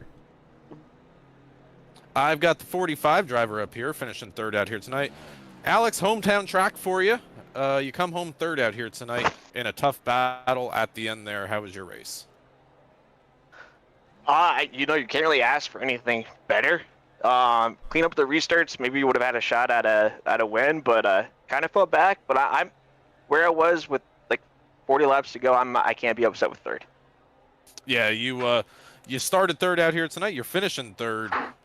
We were really looking in practice about how difficult these cars were to drive, in particular in the corners, and how tight they were getting. But it almost seemed like there was a point in the run where they went from pushing tight to wrecking loose on the exits of the corner there. How were you able to manage that throughout the long green flag runs there to finish out tonight's race?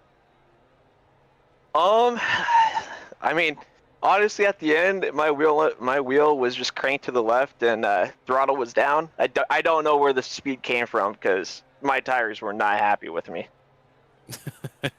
Well, we saw you moving forward a couple of times out here tonight. Next week, we have got Kansas, the virtual heartland of America, in the All-American Racing League. What do we expect to see out of the 45 here next Saturday night?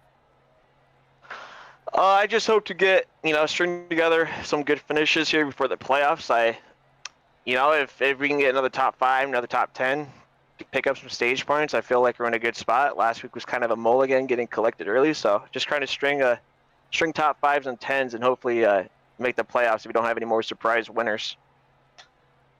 All right, well, Alex, you're coming home in a podium finish out here tonight. Going to open up the floor for anybody you want to say hello to back home in Iowa, watching you come home third. The floor is all yours. First off, I'll throw out a shout out to my boy Jaden, for whatever reason decided to watch tonight. Second, Nolan. That was probably the hardest racing for third I've ever done. We were leaning on each other. We were surprised we didn't wreck a couple laps, but that was probably the best racing I've had for 10, 15 laps, just going at it with him. So I had a blast. Shout out to those guys.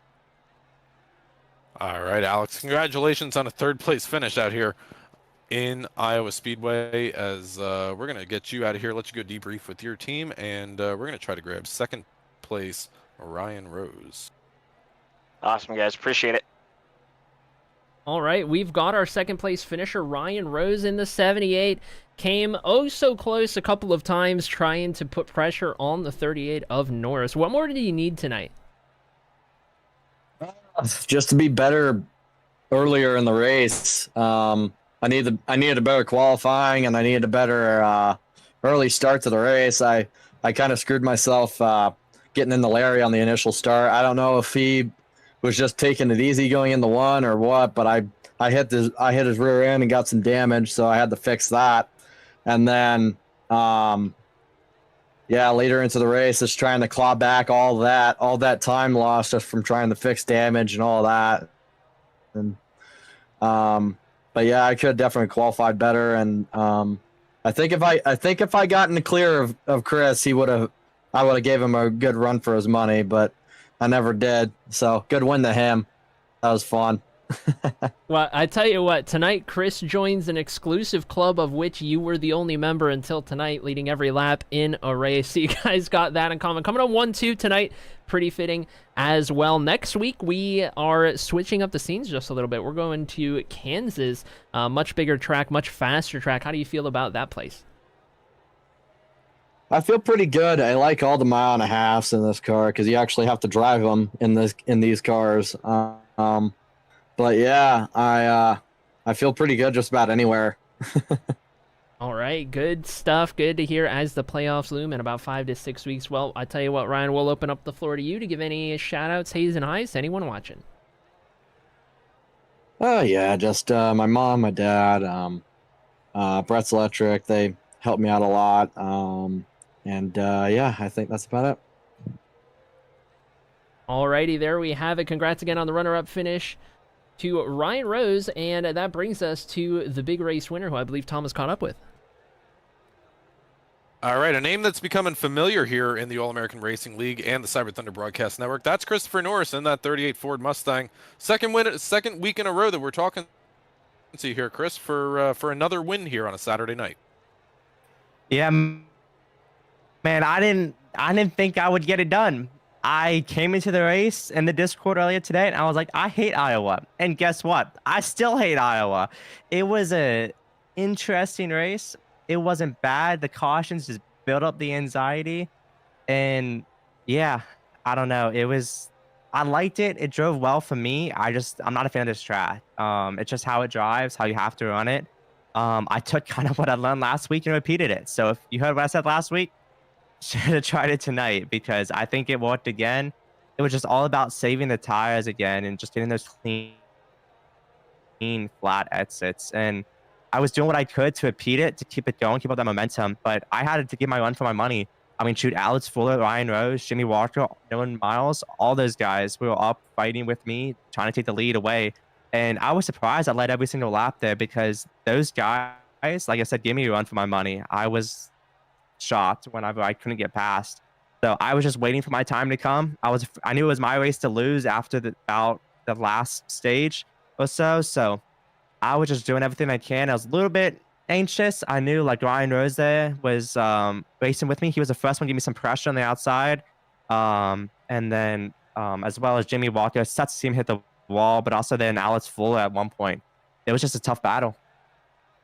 It was a tough battle out there tonight. That is for certain. We knew that passing was at a premium out here. Now, as we start to think about the playoffs are only 5 weeks away after we finish out tonight's race. You got to start to think that your name is on the radar as maybe a championship favorite going into the first round. Las Vegas, Darlington, and I want to say Nashville. Yeah, Vegas, I like it. It's one of those cookie cutter tracks, kind of like Kansas next week. Same with Homestead. It's kind of the same kind of racing as well as Atlanta 08. I love that track when we get to race it. Vegas should be pretty good. Darlington's gonna be a little bit iffy. That one for me is just like, it's kind of like Iowa. It's like a track I don't like, but I have to run it, so I try to do well. Same with National Fairgrounds. That one's, I've only run it I think one time in a league race, but I don't know. I'm looking forward to the playoffs. I don't know how it's gonna go.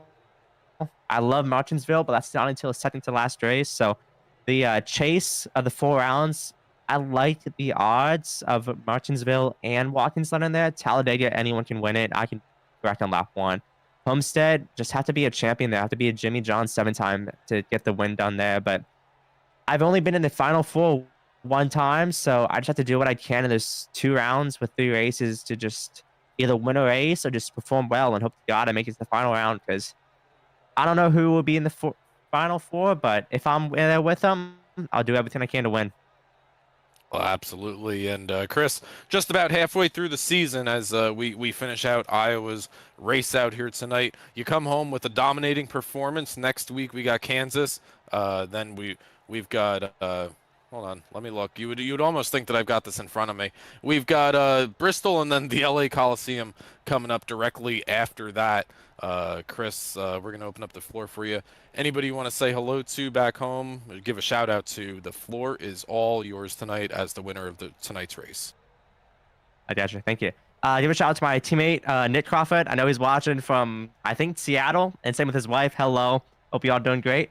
My other teammates that did show up tonight, Samuel Garcia, Samuel Dyer, Dakota Moniz. He was having such a great race. So same with Garcia, but just bad incidents there. Same with Canada. He was running pretty well. I was glad to have him up there with me in 3rd and 2nd at one point, but just an unfortunate mistake on the outside left him there. I think that's it for teammates. And then also, you guys put on a great show. The admins put on this lead. I'm glad to be able to run it. It's a great lead to be a part of. My parents who aren't watching tonight, but I forgot to give them the link again, so my bad. My uncle, he's great. And also anyone who's out there who, well, I should say this first, who needs a photographer, cnorrisphoto.com, reach out to me on your sports, events, really racing, anything. But also anyone who's out there on the East Coast, even Midwest right now, is about this huge ice storm and snowstorm. I'm looking between 9 to 16 inches, I think, tomorrow. I got to work at a ski resort. So hoping my commute isn't too bad. But hey, I know a lot of people are going to come out, get that fresh pal. So it should be an interesting weekend. Well, you may be skiing your way to work tomorrow, if you're getting the same thing that I'm getting over here. But Chris, congratulations on your 3rd win out here at Iowa, and stay safe in the storm coming through. And we will maybe get to talk to you next week at Kansas as well. Thank you. See ya. All right, Arie. Top 3 finishers out here tonight: Christopher Norris, Ryan Rose, Alex Fuller. We just spoke to them on the podium, and that was 200 laps of attrition. But one winner at the fastest short track on the planet, and that is Christopher Norris.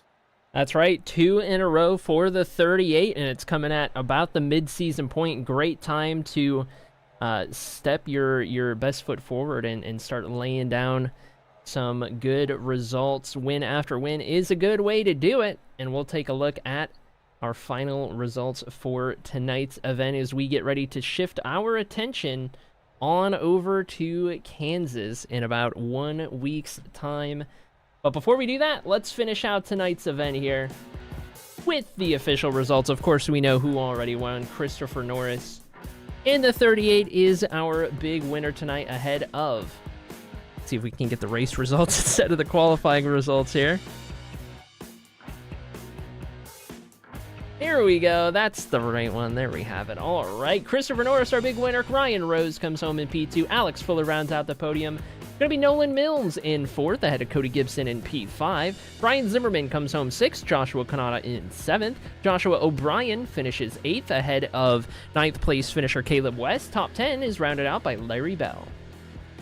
On the outside of the top 10, you got Zachary Wake finishing 11th out here tonight for last car on the lead lap. Shane Johnson comes home in 12th place. Christopher Puglisi has a good run out here tonight, finishes 13th in tonight's event. Jackson West is good enough for 14th, and he's got Nicholas Sasek in the 21 in 15th place. Jamie Walker has a huge incident down in turn number 1, finishes tonight's race in 16th, 16 laps down. Brian Troy is good enough for 17th out here tonight. Kyle Wellman, Joseph Klein, and Trevor Harmon are the top 20. In 21st, William Brune ahead of Dakota Moniz in 22nd. 23rd goes to Matthew Pavlik, Gabriel Goli in 24th. Samuel Garcia comes home 25th. John Perkins, Tanner Marr, Brad Holmes, Ron Hollifield, and Rob Higgs Jr. round out the top 30. Our field of 33 is rounded out tonight by Sam Dyer in the 31. He's got Antonio Bannister directly behind him in 32nd, and involved in a lap 1 incident is the 19 of Dakota Dennis, and that is our field of 33 drivers out here tonight for the For the Farmers 175. All right, there we have it, and there we go. Don't forget, everyone out there watching at home, to drop a like on the stream. Make sure you subscribe to the Cyber Thunder Broadcast Network to make sure you don't miss any future racing action. We will see you here, same place, same time, 1 week from now in Kansas.